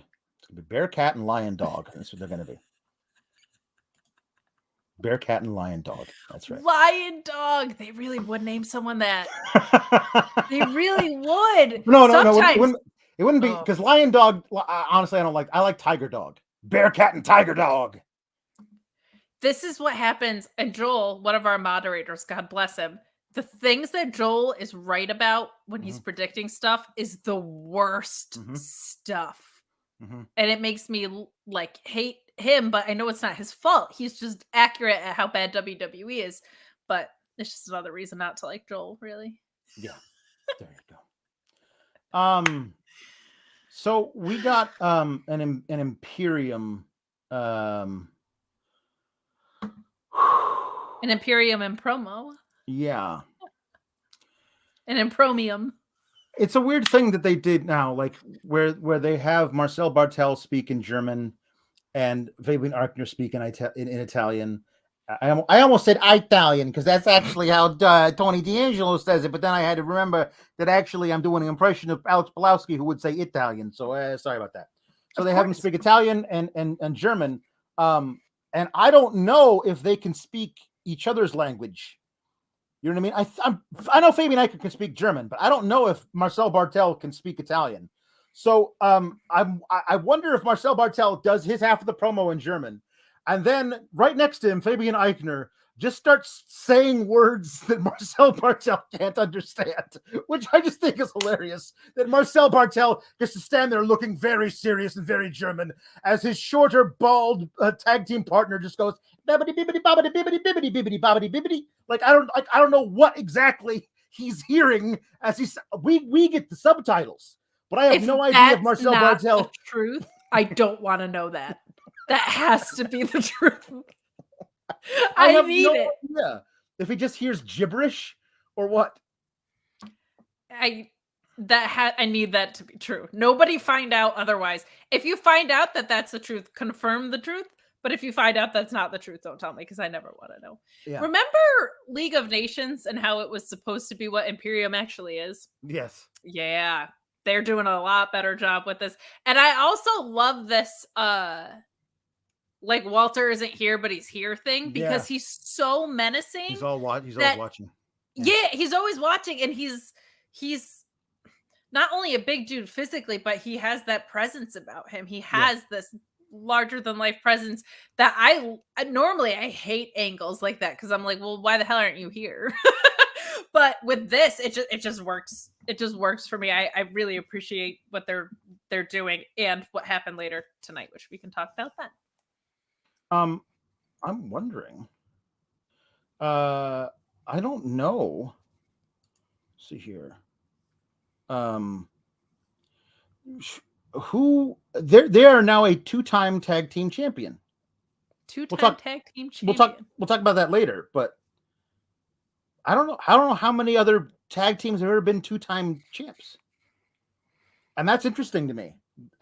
Because I firmly believe, spoiler alert, they win the match later. I firmly believe that they are a transitional champion, to whom we'll find out. But it's kind of weird. They're like, oh, yeah, we'll make them a 2-time tag champ and not mention it. Like, it's a big deal to me. But I think maybe it is the Undisputed Era. Maybe I know they did at one point. Undisputed Era. Did Breezango do it? No, they were only tag team champ once. Huh. Interesting. A good trivia question. Yeah, I'll have to find that out. Anyway, jumping the gun a little bit. I just thought of that. Anyway, so now we get Mandy Rose coming out, being sexy. She's wearing some kind of, I don't know, is it a costume or is it just gear? I don't know. She's sexy. She was wearing it last week, right? I think. It's like a weird little peacock deal, whatever. Right, yeah. Anyway, so then we go to commercial. We come back, and Raquel Gonzalez drives up on a motorcycle. She drives like they want us to believe that she drove up from down the street and then into the building, and then just drove into the building and then kept going to the ring. But when they cut also, from like, she's Miss America on commentary. We're like, when she's not kicking ass in the ring, she loves to kick ass on her motorcycle. Yeah. Like, I was expecting her to come out in an evening gown and give an answer about world peace later in the show. Like, what basic ass dating profile bullshit commentary was this? I hated that. That is so lame. She's a badass, so she has a Harley. Like, get out of town and take a bus. I hated that. That on commentary. Yeah, I agree. But I love that they showed her driving up, and the idea was that we were supposed to believe that she had driven straight into the building. Of course. But when they cut to the live shot, it's just her waiting on top of the motorcycle around the corner, and you can totally see her there. Then she starts to go. So she drove a motorcycle, and I was like, she's losing this match. Like, but if you didn't think before that she was losing the match, when she got to drive up on a motorcycle, I was like, she's losing this match. What you didn't see was there's a stoplight backstage. Yeah, it's true. She had to jump to a full stop at the stop sign. There's a 4-way. Ivy Nile was crossing the road. Yeah, that's right. She's in the crosswalk. It was Tony D'Angelo. Tony D'Angelo was in the crosswalk. I'm walking here. Yeah. Anyway. Oh my god, I love that. So they spin the wheel, and They spun a wheel. They did. They spun a wheel. Interesting. Yep. By chance. We have one more super chat for spin the wheel. Well, since you said it, Tony D'Angelo sings a TV theme of your choice. Okay. Thank you. I'm gonna need a second to figure out what I'm going to do. Here we go. But J. Shell Nicole asked you to spin the wheel so that Tony D'Angelo might sing a TV theme of Tony D'Angelo's choice. And in honor of my great grandmother Sophia, I'm gonna sing this. Thank you for being a friend. Travel down the road and back again. Your heart is true. You're a pal and a confidant. And if you threw a party and invited everyone you knew, you would see the biggest gift would be from me. And the card attached would say, thank you for being a friend. If you threw a party and it was a Halloween party and you were from a different country, I would tell you what a Halloween party was. Oh, thank you. That's so nice of you. You're I welcome. appreciate I'm it. being a That's friend. very, very good. Thank you. So they spin the wheel and it lands on Chucky's Choice. And the whole time I'm watching this episode and I go, I get they're doing a crossover with Chucky. It's cool. Chucky has a history with wrestling. Also, they're right after the episode of NXT is a new episode of the Chucky series. They're doing a cross promotion with another show on the same network. I get it. And I was willing to excuse all of the narrated video packages by Chucky. But when they landed on Chucky and they said Chucky's Choice and they went to Chucky, it implied that the doll was sitting there on a live satellite feed and goes, oh, is it my choice? Well, then I choose a trick or street fight. And when they said trick or street fight, my heart sank. Because I don't know if you remember this, Kate, but every year they're going to do one on Friday. I swear to God, of course they're going to do one on Friday. Every SmackDown close to Halloween, they do a trick or street fight, which is just a street fight, except around the ring are a bunch of tables with like candy on it and pumpkins. And at some point, somebody wears a pumpkin for a hat. And it has to happen. It's in the contract. It must be done. And I thought, oh my God, they're going to make Raquel Gonzalez wear a pumpkin for a hat. That she's going to lose. She's going to get pinned wearing a pumpkin for a hat. And I thought, I believed they were really going to do it. Thank God it was just a street fight with weapons and stuff and tables or whatever. They didn't actually do Halloween stuff. So I don't know why it was a trick or street fight. Could have been a street fight. Why? And also Chucky's Choice. Like we're having the doll pick the matches now, and Chucky, you're a murderous devil-possessed doll. You have everything on that wheel, anything in that your crazy doll-possessed mind can come up with, and you come up with trick or street fight. Not buried alive match, not inferno match, not sleep with the fishes match, not you got to stab your opponent in the face to win. But all you got is just a trick or street fight. Okay, fine. I'm so confused about Chucky being there via satellite because Malcolm Bivens posted a picture earlier of him with the Chucky doll. So I'm like, so the Chucky doll was there. He was backstage, but they had to like cut to him, like so he was there live. They didn't do all this stuff in a pre-tape. I wish they didn't do the LA Knight, Grayson Waller stuff and just had Chucky host. It would have been so much better. Yeah, it would have been way better. Yeah. And here's the thing.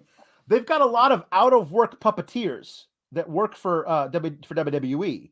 Since they fired Bray Wyatt, there's a whole bunch of people who have experience operating puppets and are just sitting there on unemployment. And I'm pretty sure any one of them would have loved to have gotten the call and said, we'd like you to come to NXT and stick your hand up a doll's butt. There you go. Loved it. Would have been great. Anyway, this match was fine. Like Raquel got to do some big power stuff, and then just when it looked like she was going to win, a mysterious figure wearing a hood, carrying a shovel. I've never seen a shovel like I've seen a lot of people get hit with a chair and that cost them the match. I've never seen a dude a woman, anybody get hit with a shovel to cost them the match. That was new and interesting. And then she got hit in the face with a running knee and pinned and lost. And they took a really long time addressing the fact that there was a shrouded figure who hit Raquel Gonzalez with a shovel before they actually talked about it. Like, did none of you people see it? Because that's weird that you didn't mention it until they cut to her in the ring. I thought that was just me. So here's a few things that I did like. One, I like that we're getting a long-term story coming back to be told in the women's division. That actually makes me happy because I think that's going to be a wonderful feud. I also appreciated, since I've complained about commentary tonight, I'll put this over. Wade Barrett immediately said, I don't even think Toxic Attraction can make it down to the ring because that opening ladder match was so brutal.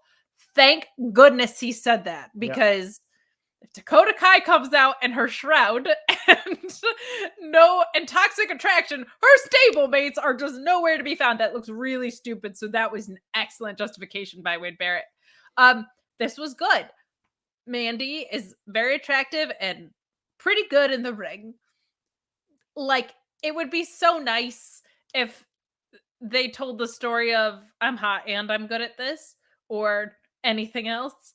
But there you go. So now you have heel Mandy holding the title. You have the shot with Toxic Attraction at the top of the ramp, because they were able to hobble out for that, of all of them holding their titles. And so you have, even though I don't like the characters, we do have a long-term women's feud as a B story, and we do have a cocky heel stable that is now able to back up what they say. So as far as like the structure of how that works in wrestling, that's good. That is good. I can't argue with that. That is sound, logical wrestling stuff. So I give credit to that, even though I don't like the way that it has kind of unfolded story-wise. That's good news. Who faces Mandy? To me, it feels like Frankie Monet should be next. I don't know if that requires like a hard face turn or what, but like it seems like there's something there. The whole thing is that Mandy and Toxic Attraction are bullies. That's their thing. They're not just I mean, I could see Zoe Stark getting a title shot. If EO is, well, if you want to sell EO being destroyed in that thing, but Zoe Stark is able to, by the way, Zoe Stark tried to do a Phoenix Splash in that tag match, and I ended up like just landing on her feet. And I was like, oh, that can't be good for any of your joints. That was bad. But if she's okay, I could see her getting a title shot. And the whole point of it being is that whenever you have a title match, you're not going to get to the title match at 100% because you're going to get jumped by her friends on your way down there. That's just what's going to happen. And the way that you build heels like that is by giving them opponents with genuine that we genuinely like and want to see win the title. So Frankie Monet, who's been kind of a jerk to everybody, doesn't fit that bill. Like, would I rather see Frankie Monet be the champion other than Mandy Rose? Absolutely. I love Taya Valkyrie. I think she's been really shortchanged since she's been in WWE. But am I supposed to really like her and want her to win? No, they want me to hate her because that's how they're portraying her. So her versus Mandy Rose is kind of a weird deal. And they don't have a lot of, true blue. Like, they're not going to hotshot Cora Jade into a program with a champion, are they? Who am I kidding? Of course they are. Yeah. She's little. She's cute. I'm sure that Gigi and JJ are going to beat up her boyfriend. It's going to be fun to watch, and I'm sure whatever. But it's just I think heels are only as strong as their babyface challengers. Heel champions, if you don't have babyface challengers that we really like, that we really believe in, and could win the title, then they just stand out there being bullies, and we're like, oh, okay, fine. You know what could be cool? They won't do it. But what could be cool would be if they tried to adopt Ember Moon. You know what I mean? Like if they were like, we were like Gigi Dolan going up to her being like, we were misfits, but now we're a group of misfits, and you're kind of a little weirdo werewolf. You should be like us. And Ember Moon's like, no.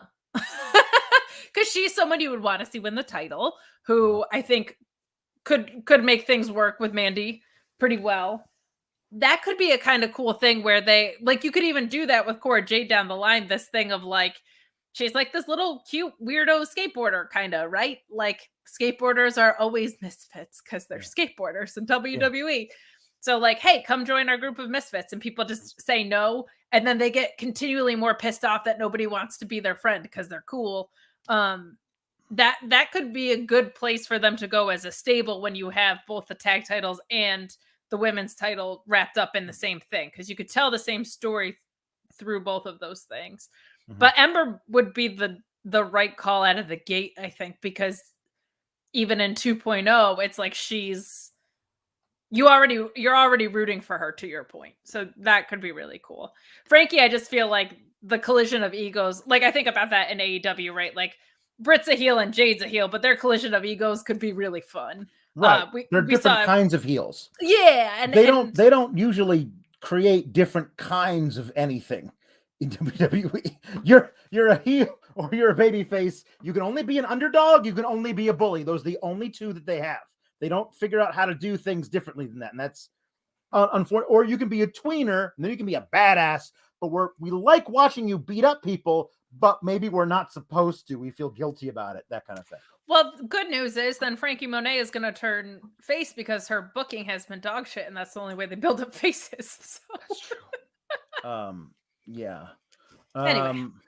Tim Gordon says the NXT Women's Championship prestige has fallen down hard from Io to Raquel and now to Mandy. I like them both, but neither of them were ready to be champs.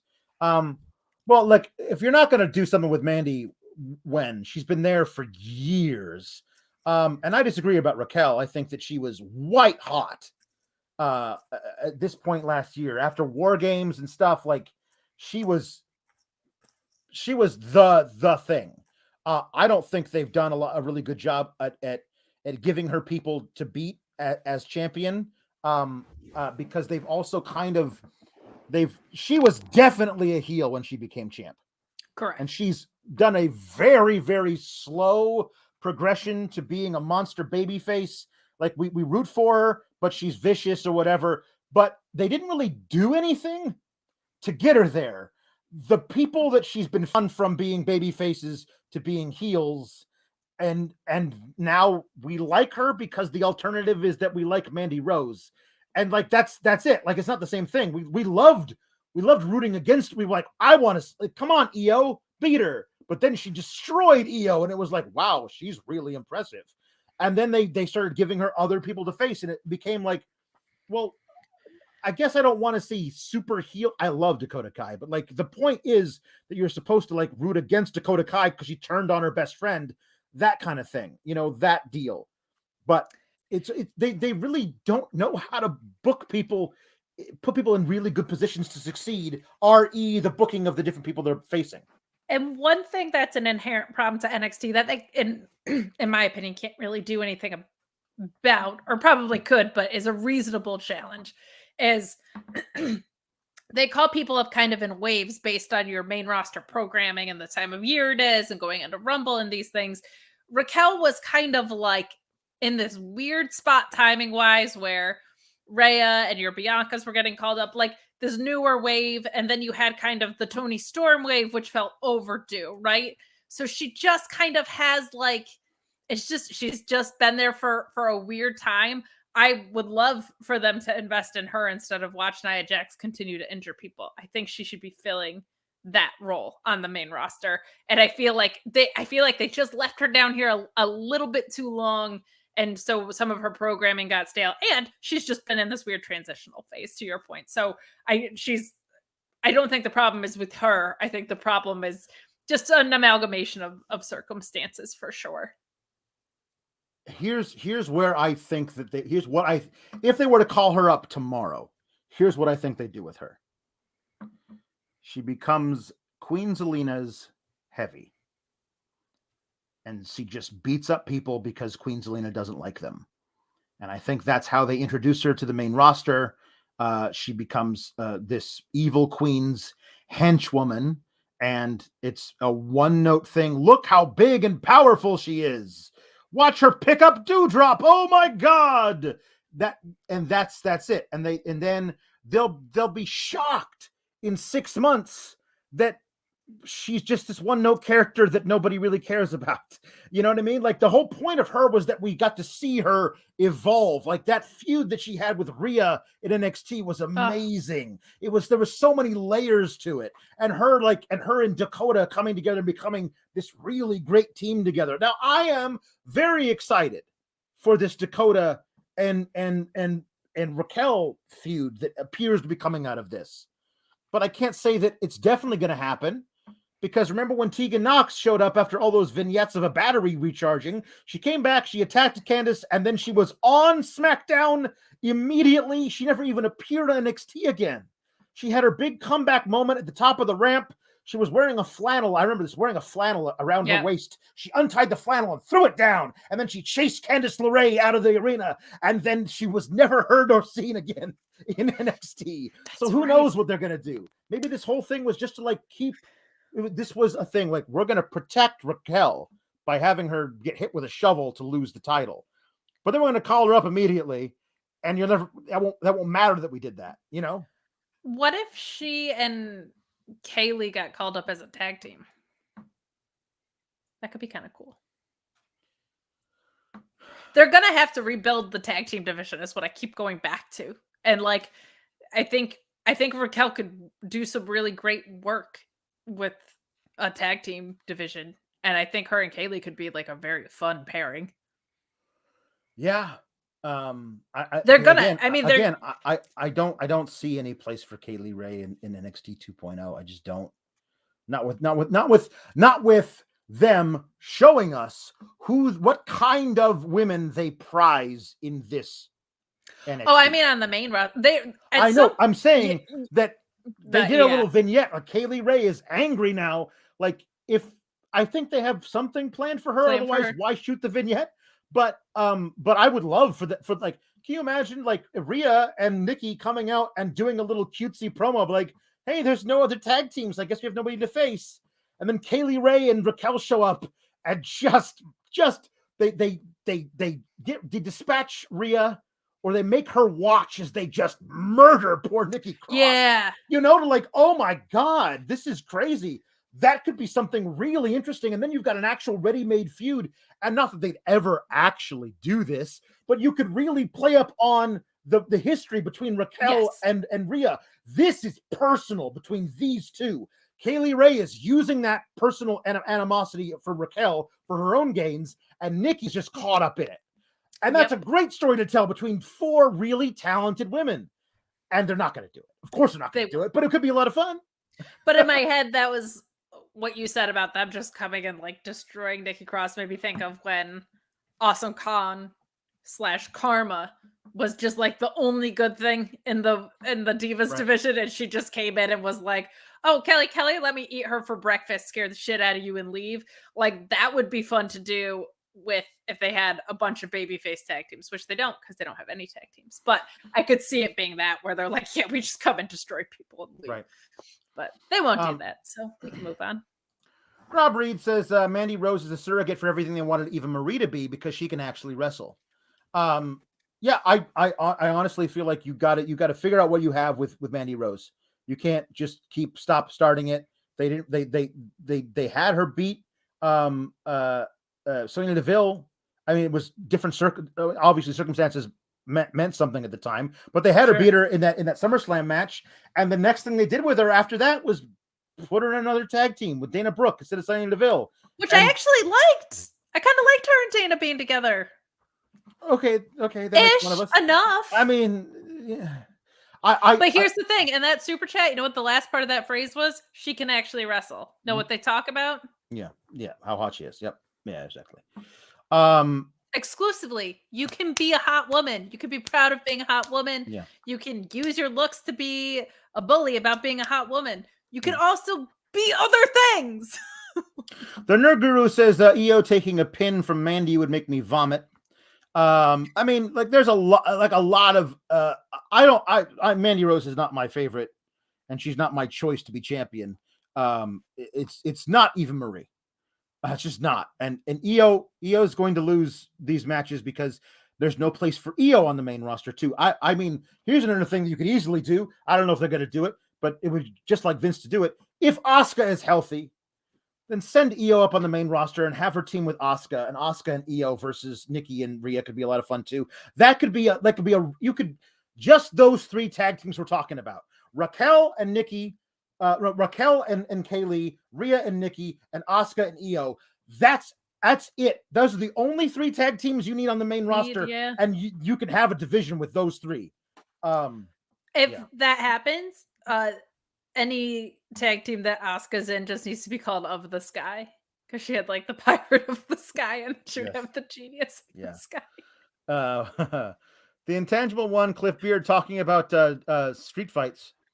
Halloween, Turkey Day, and Christmas all get street fights, and someone gets smacked with food and goes through a table. It's automatically a thing. That is true. Death taxes, street fights at holidays. Yeah. Justin Thomas says there were points in the first hour I was asking, who is this for? He says Mandy Rose sucks. Everything else was fine. Didn't need the party segments. I don't love the direction that the women's division is going so fast. It feels like it's just started, and now it's like we are barreling down this road with toxic attraction. Like just the name of it like signals this is what we want. We want all the women to kind of be either a babyface version of this or a heel version of this. It just feels, if you're blonde, you're the face version. Right. So, there you go. Yeah, as a woman and a wrestling fan and a women's wrestling fan, it breaks my heart, because it was week after week. It was like, man, is it going to be the Impact knockouts that are the best division, or is it going to be the NXT ones? And now it's this. Yep. We have a Grayson Waller and LA Knight segment. Apparently, LA Knight also dressed as a vampire. I don't know why they went to the same Party City to pick up the same vampire costume. That didn't seem to be like, I don't understand why that's a part of the deal.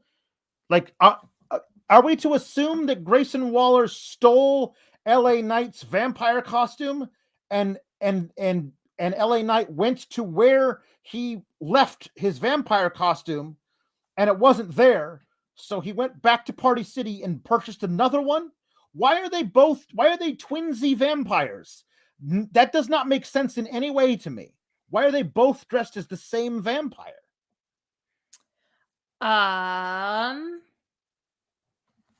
Because they don't know what Halloween is either. Much like Kushida, no idea what Halloween is. So they just were like, oh, I guess it's Vampire Day. That's good. Anyway, apparently we're supposed to believe that Grayson Waller like removed LA Knight's catalytic converter or something. Like, I don't like, he says, how did you know I had car trouble? I don't know. So like Grayson Waller sabotaged LA Knight's car so he couldn't get here on time. All to host Halloween Havoc. And then Solo Sikoa shows up. I like this new blonde Uso. He seems nice. Like, he's just like, I don't know. And this is a kind of another thing. Like we know he's related to the family. Like it's not like you like we don't want to conjure up like any kind of connection with a family that doesn't work here anymore. Like they're your biggest act on your biggest show. Like I think that you could easily like draw that connection. Well, and then I don't know. Next thing you know, you're going to tell me Bron Breakker's actually a Steiner. I don't know. The nerd guru says that it would be so awesome if Roman sent Heyman to NXT 2.0 to be Solo's guide. Connect these things because we aren't idiots. Solo should acknowledge him. I honestly think that that there's a need for an extra something else to add to the bloodline. It's gotten kind of stale, and a big bruising, like angry young guy that Roman teaches the ropes to, like could be a cool wrinkle to add to this thing. Because honestly, after 400 and something days, it's gotten kind of stale. And there's something else you could do to be like, to make sure the kid wins, he directs to the Usos. And the Usos have to cheat on his behalf, but the kid does, but make sure the kid doesn't know about it or whatever. There's a cool stick, because while you're doing that, because nobody believes Jeff Hardy has a chance in hell at beating Roman. So while we're doing that thing that's really boring, have a secondary story around the biggest act on your biggest show, and this could be it. I mean, I guess he's probably going to have some squash matches or something. Yeah, well, he also has like a 47-minute entrance, so Roman also has that going for him. This, I will say, well, WWE has been particularly bad the past 18 months to 10 years. This time of year, pretty much after Brand Supremacy season, just always gets wonky because nothing long term is going to push forward because everything's going to get the reset button at Royal Rumble anyway. Like that's just part of what happens. So if there's a time it's going to get stale, it's going to be now anyway. But I do see your point. I would love for them to add Naomi into the stuff that's going on with the bloodline. I think that could just immediately feel so cool. But yeah, Blonde Uso. Well, Blonde Uso could have to undergo some major reveal and then dye the blonde hair. Yeah. Because that makes you a champion. Yeah, it's true. We got this. Yeah, we know what we're doing. So then he wrecks Grayson Waller, and then he looks over at LA Knight, who's like, hey, what's up?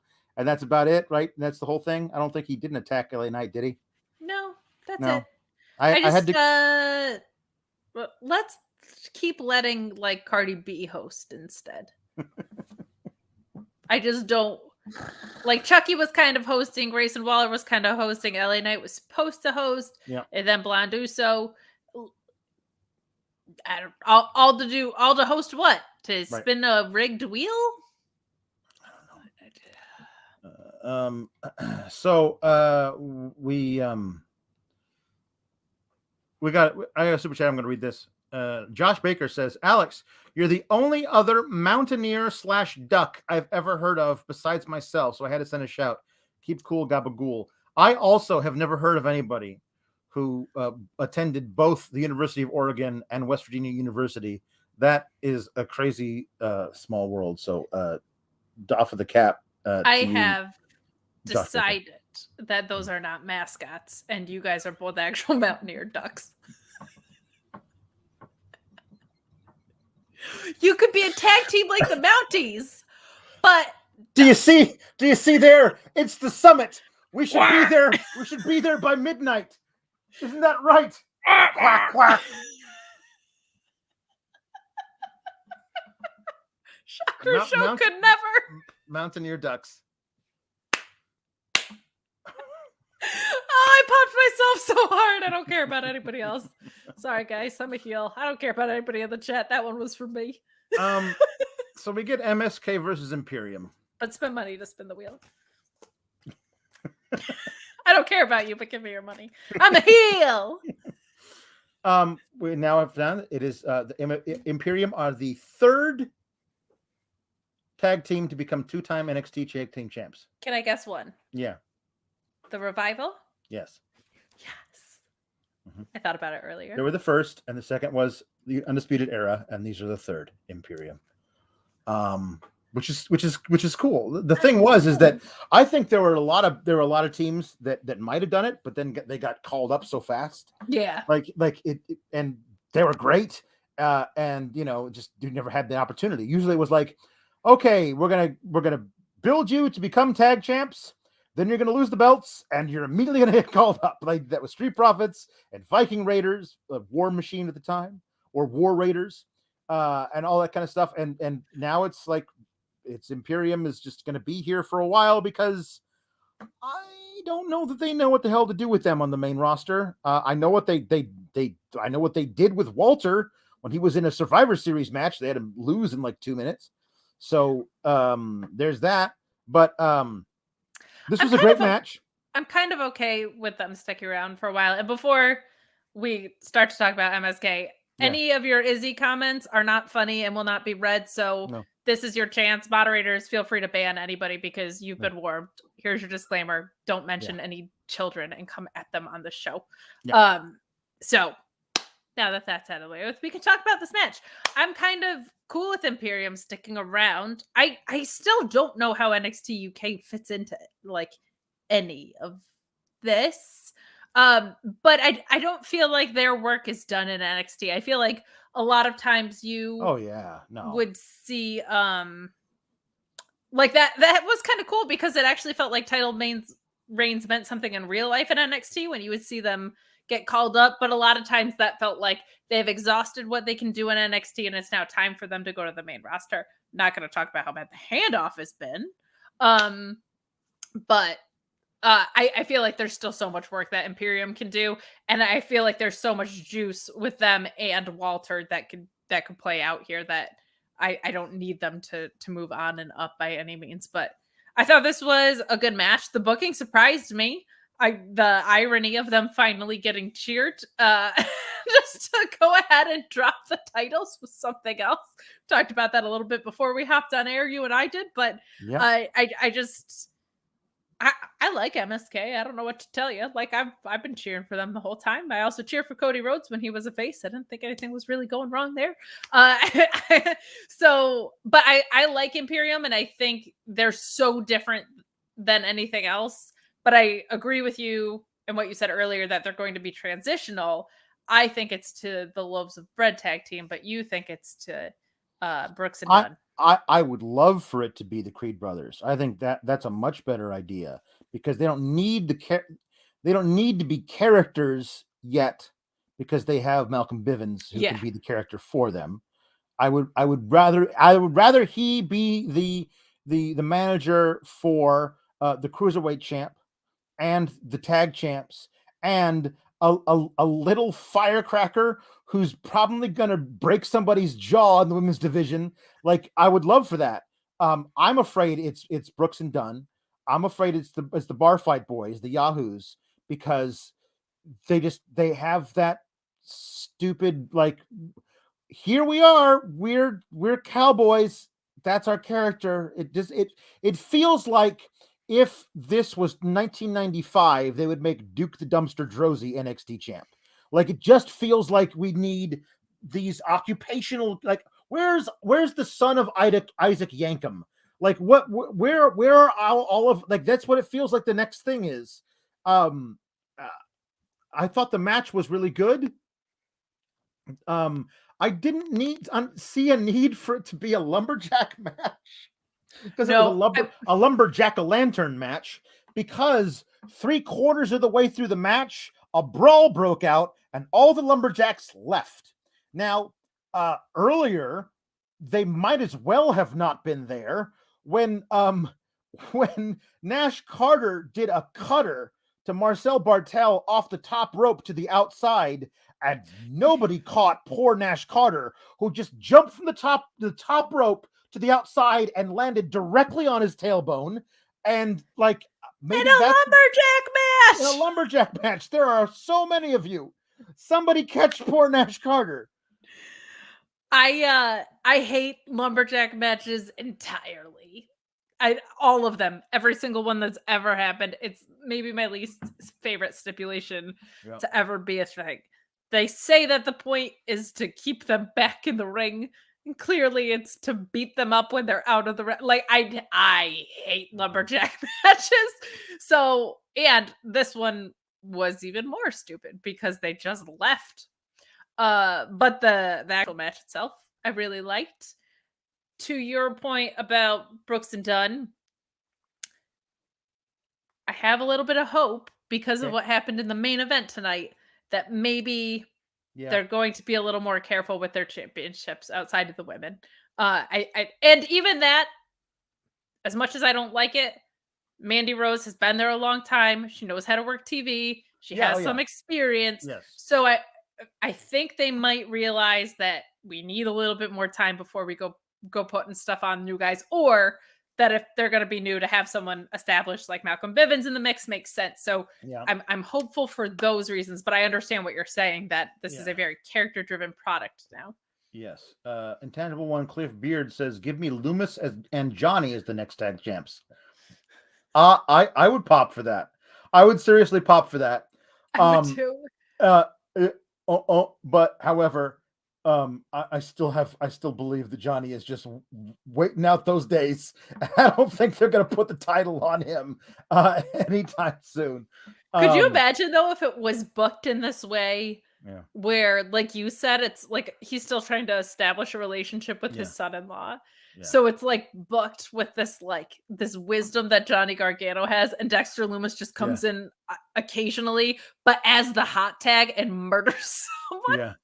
Yeah. How much fun would that be? I'm on board. Yeah. But yeah, Gargano's as gone as gold. So Pac is a 2-time NXT champ. NXT Tag Team Champ. Pac as Neville.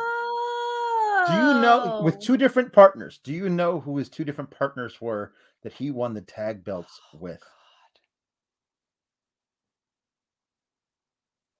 I don't. Okay.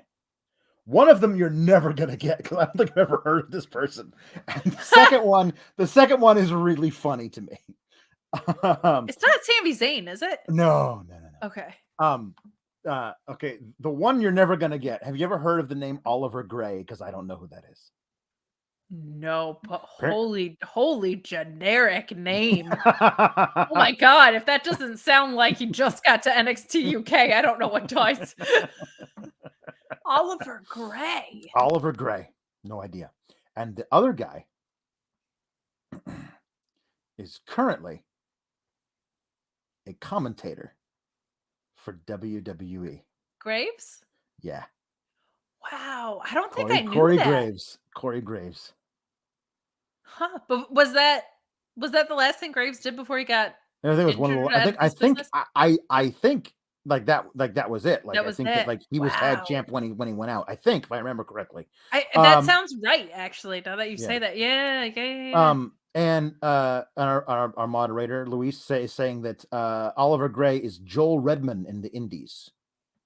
Do you know a Joel Redman?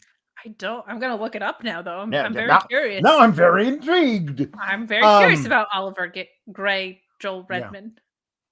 Yeah. It was interesting. What a performance center name. So good. Mark Losper is saying that the right choice for Tony D'Angelo to sing instead of Golden Girls was Greatest American Hero. And I don't know that that's true. I also don't know that one by heart, so I'd have to look it up. No, I can't even make the wheel land on it, so sorry, Mark.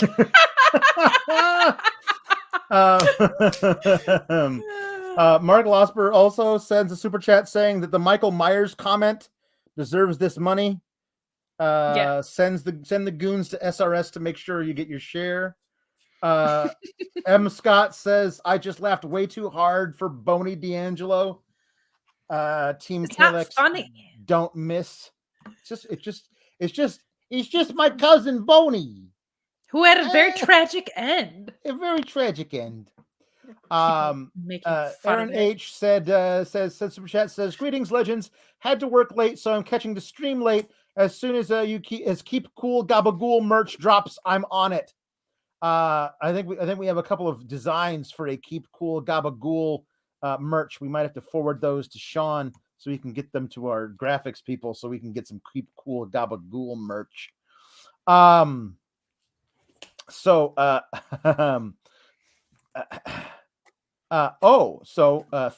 Thick Astley, which I love that name. Amazing. Thick Astley says, because Raw and NXT sound like they were both extremely bad this week, I thought I'd give this New Japan mark a chance to talk about Shibata if she hasn't already. So I'll say this was very fun because I was flying to the Jarrett Cruise and my whole timeline was filled with just like the most wonderful stuff in wrestling. So the G1 was going on. For those of you who don't know, Shibata is a legendary New Japan wrestler who had a brain bleed, a legitimate aneurysm, and they didn't know if he was going to be able to wrestle at all again. which is of course just like what an incredibly any injury is sad to end a career, but something like that is terrifying. But he worked a small like 5-minute match, and the outpouring of love and the amount of grown men saying they were crying about it on my timeline just made me so happy, which was of course offset by sadder news with the dislocated shoulder in the finals of an incredible G1, but just wonderful. And then I didn't watch Crown Jewel. I stood in line for the entire length of Crown Jewel twice, but that was a good pay-per-view. And then I got on a cruise ship with wrestling. It was just a really fun day, and the Bound for Glory was great. So, but yeah, it's always in the same way that like the greatest moments in wrestling are these real life moments that come out in promos in these really fun ways. A lot of times stuff like that, like triumphant returns like that are just so wonderful. And New Japan, if you're nerdy enough to be following it, you understand the incredible amount of respect that there is for wrestling, and the way that just what it is in Japanese culture, and the respect everybody has for each other within themselves, I think, over there. So for Shibata to return to the ring, match being what it was, just a quick one, just didn't matter. It was him being able to get back in the ring to do that, which was incredible. So thanks for giving me a second to talk about that, because yeah, Raw was bad. I see a tweet on your timeline where Sean said, I thought Raw was pretty good. And you were like, oh no. But then I watched the post show and Sean ripped it apart accordingly. So I was like, I think the bar's just this low. When I used to do the Raw post show with Sean, he would always say it was a pretty good show. And I go, really? And then we would break it down piece by piece. And we would get to every episode, every segment. And I'd be like, okay, but think of it like this. He's like, yeah, you're right. That does suck. And by the end, like 90% of the things, it was like he just thinks so. Like there was this great thing, this one great thing on the show. Therefore, the rest of the show was good, and I have to take issue with that. That no, you have to be able to look things individually, whatever. But I thought it was really funny. I was like, no, Sean, you know what you're doing. I do love that though. Anyway, Intangible One Cliff Beard says that I forgot Michael Myers' best character, Wayne. Yeah, but it didn't fit the joke. You understand? Correct. The joke was the accent joke. So see, that's the joke. Yeah. So you have to do that. So I'm gonna do a couple of these things before we get to talk about the final match of the evening. The Intangible One Cliff Beard says, my niece used to be into a cartoon called Zig and Sharko. Does Tony know if it is popular at Alex's house? Listen, I don't know anything about Zig and Sharko. All I know is Sharko this baby shark? Because I swear to God, if I got to hear that song one more time, Sharko is going to sleep with the fishes. Because I mean, baby shark, do do do do do do, the baby shark, do do do do do, the baby shark, do do do do do, the baby shark, mommy shark, do do do do. I swear to God, I heard that song 74 times in a row one time. Now she's grown out of that, thank God. But I was over there. I was visiting my friend Alex when she was about a young one. About a year and a half old, and that song was on a freaking loop. Terrible. So if Sharko and Zig are the baby shark, then I got no time for them. None. And Paul Hensler says, Tony, could you say, leave the gun, take the cannolis? And it looked like he was leaning.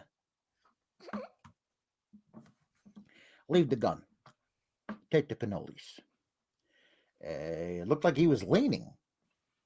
That is an incredibly specific reference to the movie While You Were Sleeping. Yes. Yeah. You knew it?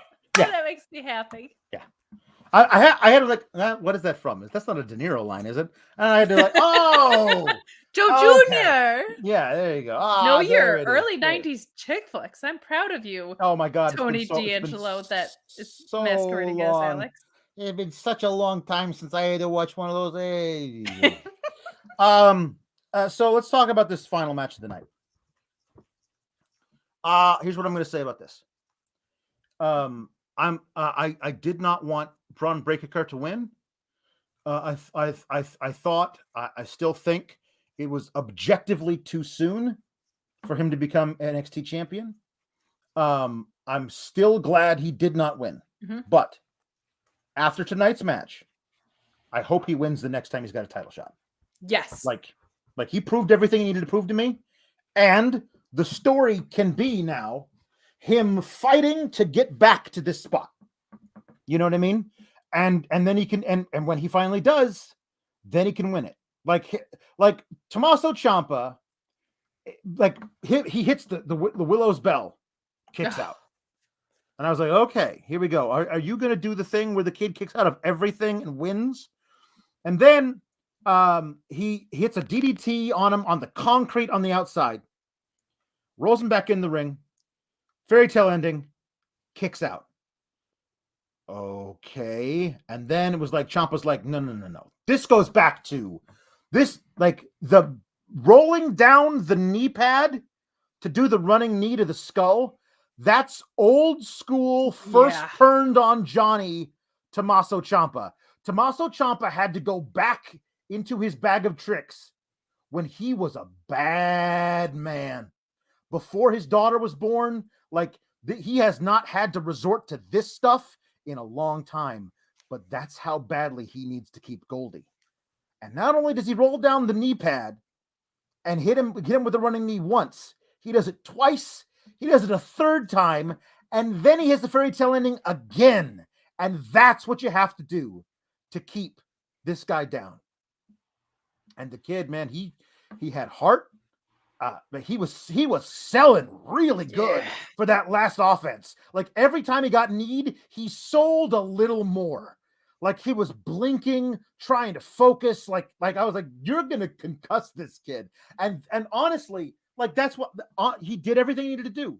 He's already shown he's a beast. Yeah. Now there's other things you have to do to be a professional wrestler. Correct. And one of them is sell really well for your opponent's offense.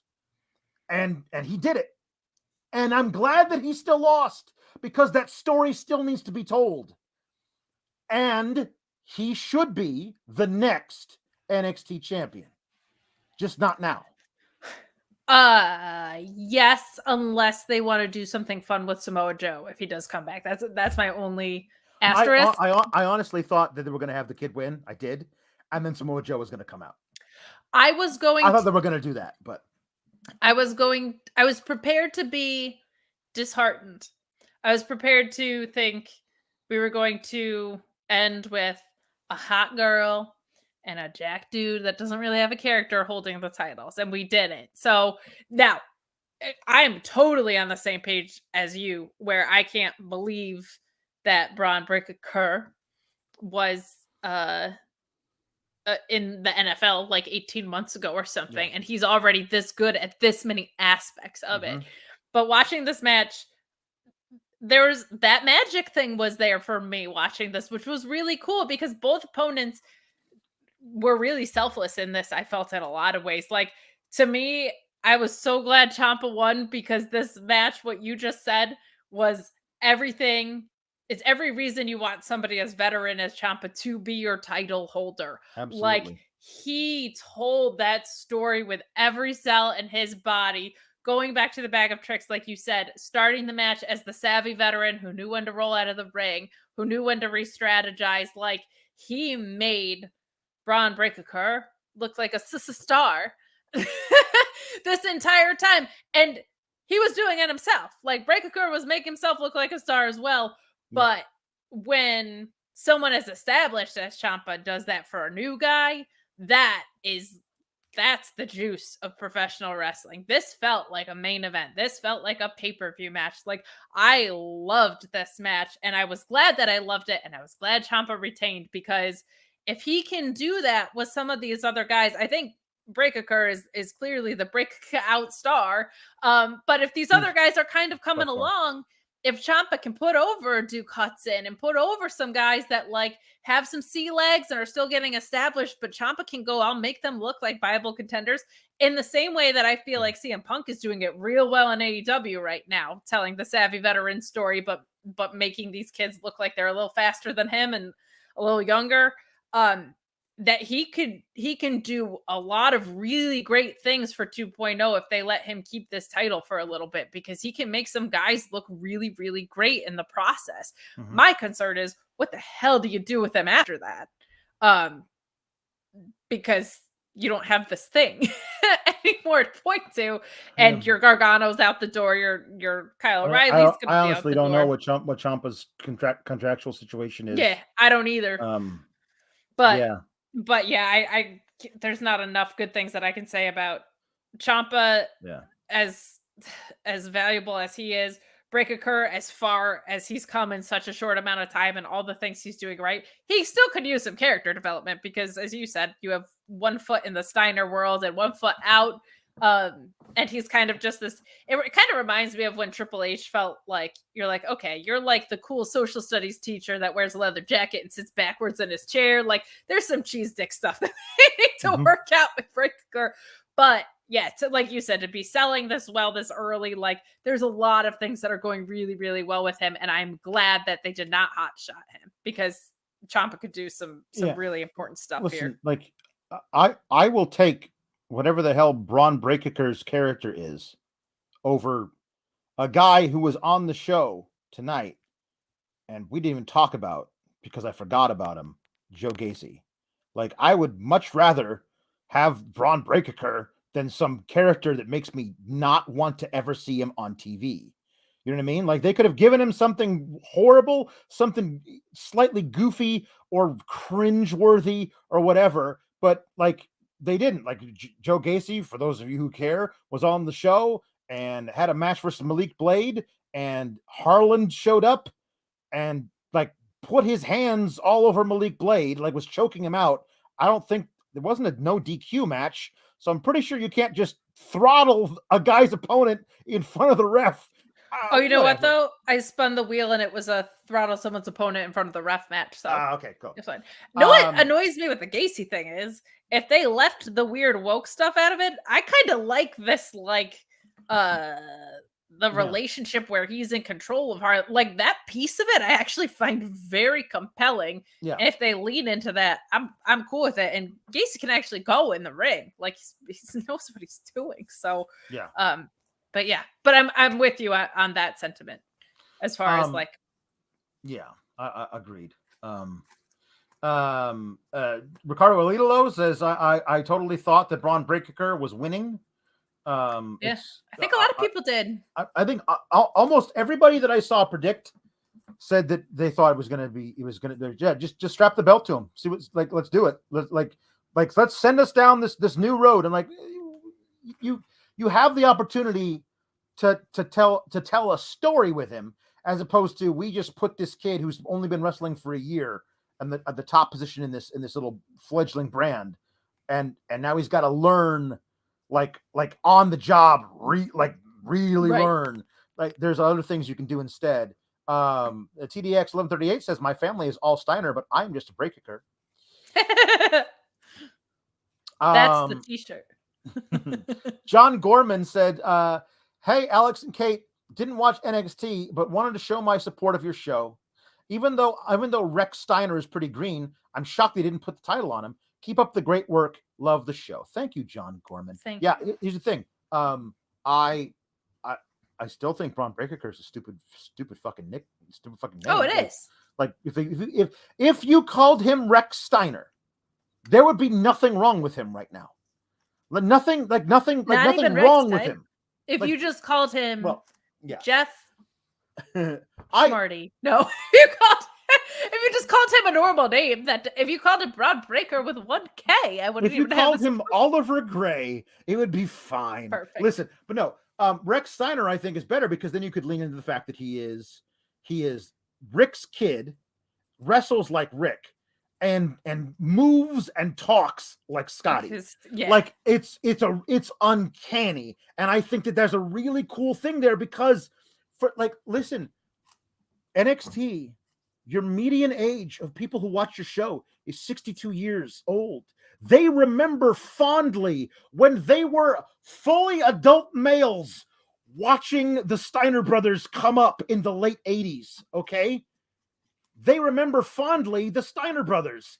It would really make them like your product more if they were like, hey, the one of the Steiners, I love the Steiners, their kid is his nephew, his son is the NXT champ. That would make them like your show even more. Maybe they would call their brother or their cousin who are lapsed wrestling fans and say, do you remember the Steiner brothers? We went and saw them at that house show in Michigan.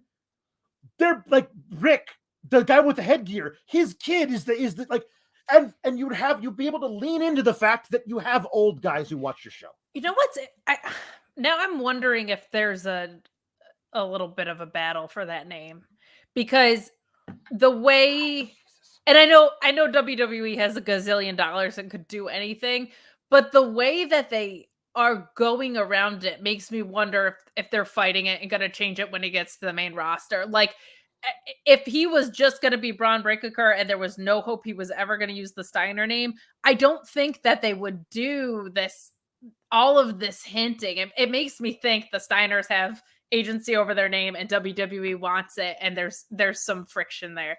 Maybe someday you can read about it on Fightful Select. Sean doesn't have that scoop that I know of, but subscribe to Fightful Select is what I'm saying. I mean, Steiner is not an impossibly rare name. No, you could even just switch the E and the I, right? And still call him that.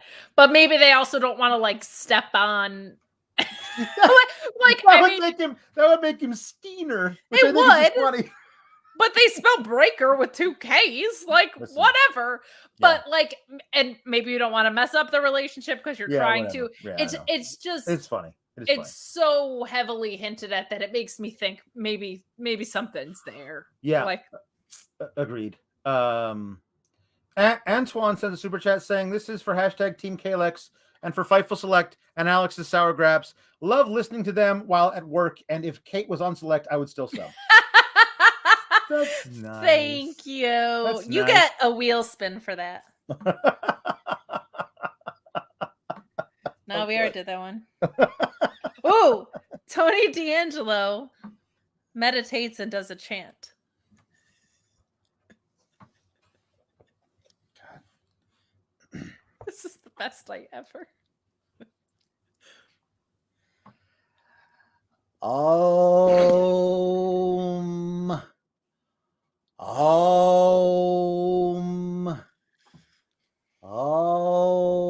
Gabagool, gabagool, gabagool, gabagool.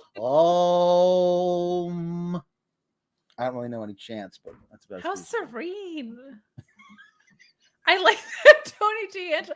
I love this for character development. That Tony D'Angelo is very like, yeah, could be like he's in the mob, but the mob is on a hippie commune somewhere. Yeah.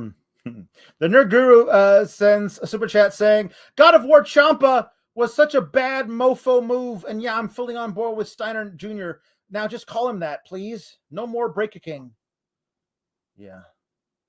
I'm real nervous that I'm going to fall in love with the double Ks because I'm so in on Tony D'Angelo, not ironically now.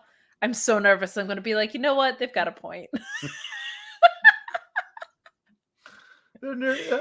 Sean Blanford sends this super chat saying, hey, Tony, since Bron Breakker lost his title shot, are you going to take on Ciampa next? Listen, as soon as I can figure out how I can get booked on this Lashing Out with Lash Legends show, then I will move on to my next program. But right now, I am apparently in a feud with the booker on this pretend freaking talk show, on this pretend freaking show, wrestling show that I am on. After that, I'm sure I'm going to have some more squash matches. And perhaps if Ciampa has the title sometime around, I don't know, next Mania season, perhaps then I will have my big time title match against him. But before then, I'm assuming I will be on both War Games teams because I'll be so in demand. I'll be able to just like switch back and forth because I am a man of many colors. I would be so in on a Mob Family Survivor Series match. That would be really fun. Oh my god. So somebody there was a picture, I think it was Ross from Cultaholic who posted a picture from August of a face-to-face meeting between Kyle O'Reilly and Adam Cole, and William Regal is there, and then it's just a line of security guys, and the security guys are as follows: Bron Breakker's there, Von Wagner is there, both of the Creed brothers are there, Trick Williams is there, and it's like, isn't it amazing how NXT 2.0 is able to develop all these guys into superstars when they were just security guys like 2 months ago? And it is funny, but all I was doing is seeing that picture, and it just made me miss William Regal. I really miss William Regal. I really like him, and it's so weird that he's not around. And I also said it made me miss Kyle O'Reilly because whatever happened to that guy? The guy who was awesome and had that amazing match with Adam Cole, he's gone. And he went fishing. Somebody who doesn't watch NXT says, "What happened to Kyle O'Reilly? Is he injured?" It's like, no. He's very much on TV. He's just in the weirdest storyline ever with the most boring wrestler I've ever seen. And it is like one of those things. Like some of your favorites from NXT 1.5 are able to have fun things still to do, and some of them aren't. Yeah. And that's sad. So, we talked about Chucky being the host here. Kevin Steets says that TK is going to one-up Chucky and get the Crypt Keeper to host Rampage.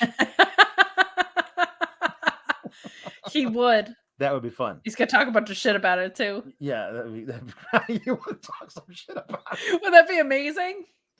Oh, I love it. Oh, that would be really good. So Mark Losper says, X hours into the show, 2 hours into this, 2 hours and 41 minutes into the show. Kate, how's the deli meat mask smelling now? Well, not great, but honestly, not worse than 2 hours and 41 minutes ago. So it's just good. It smells like somebody left charcuterie on the counter. Right. Jay Shell Nicole sends a couple super chats here. First one says, I'm going to my first AEW show tomorrow, and this show is the cherry on top of that cake already. Meeting Sammy and FTR and Tully tomorrow. So that's awesome. One incredible thing about going to AEW shows is because Tony Khan just spills out bags of legends. Like, as someone who got into wrestling in 2009, I was like, oh my God, I saw Tony Schiavone and Sting and Daniel Garcia on the same show. Like, that will hit you. And going to meet Tully's a great example of that. But it's a super fun live experience. You deserve it after filling out all those college applications, girl. Have fun. Yes. Thanks for still watching 2 hours and 40 minutes later. But well, she said that one a while ago. I wanted to save it for now because she also sent. Well, I'm sure she is. She is. She's great. She's awesome. She rules.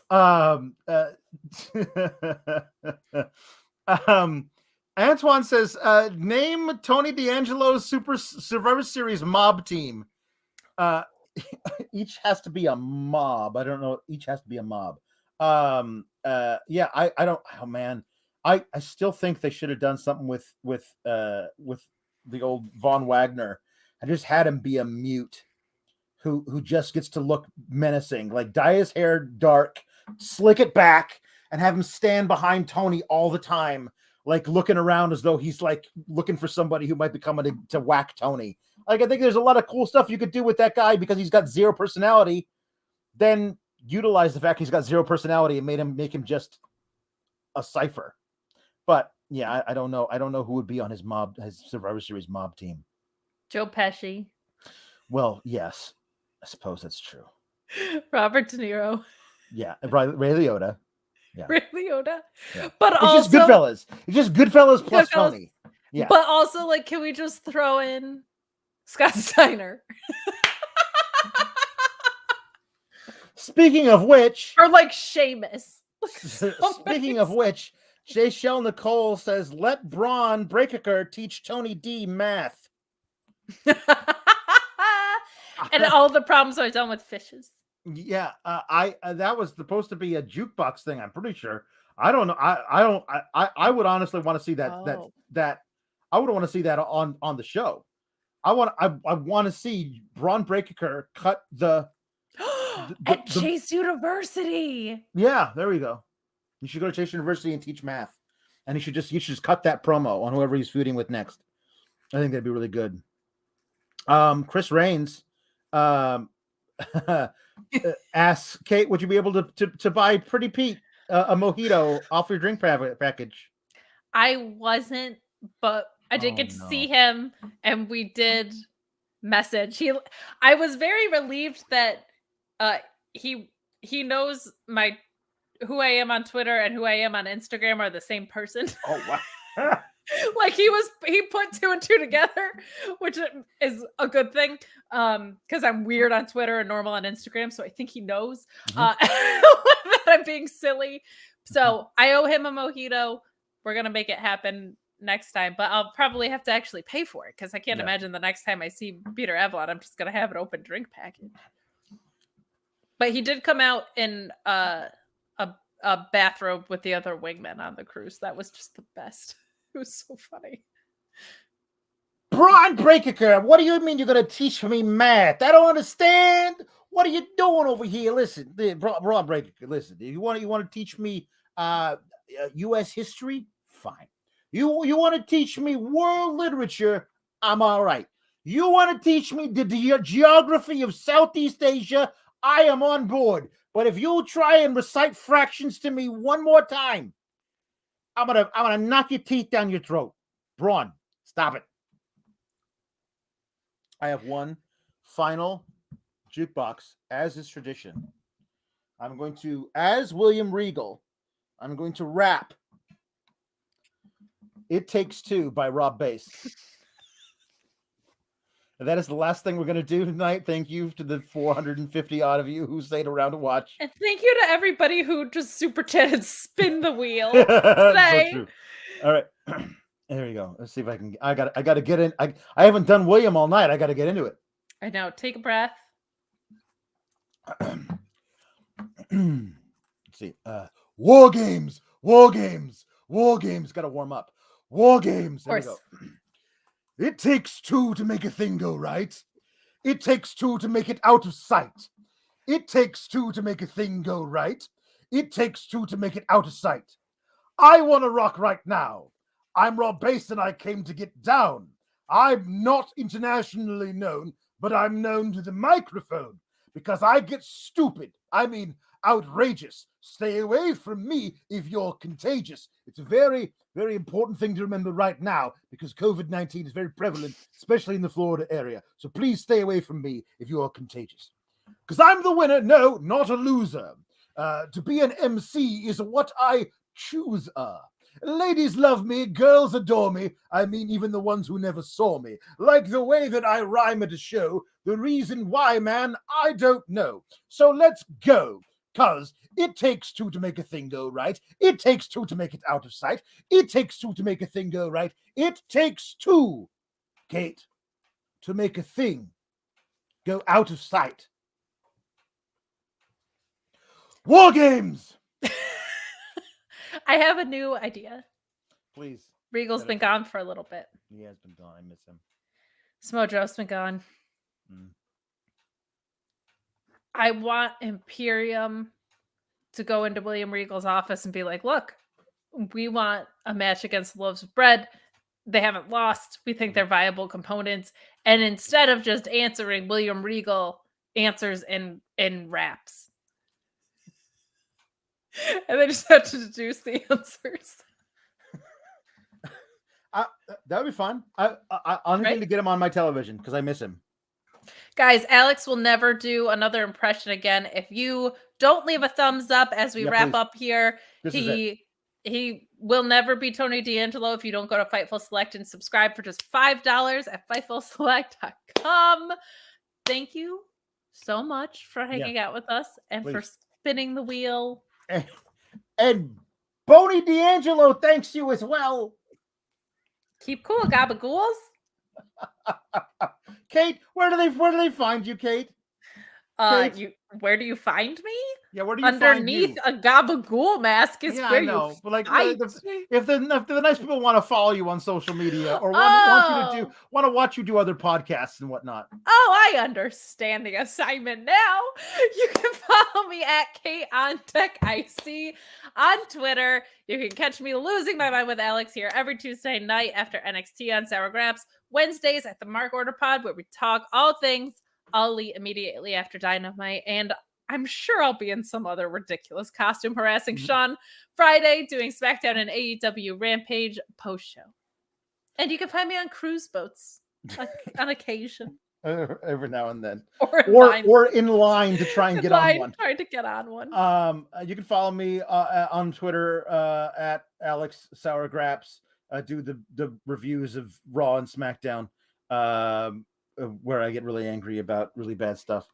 On Fightful Select, and it's you should do that. Also, plug for Grapsody on Saturdays at noon Eastern. A really awesome podcast with 3 great black voices that are. It's very important to have that on Fightful. I think it's really cool that we have that for everybody to have a little different perspective of what's going on in the wrestling world.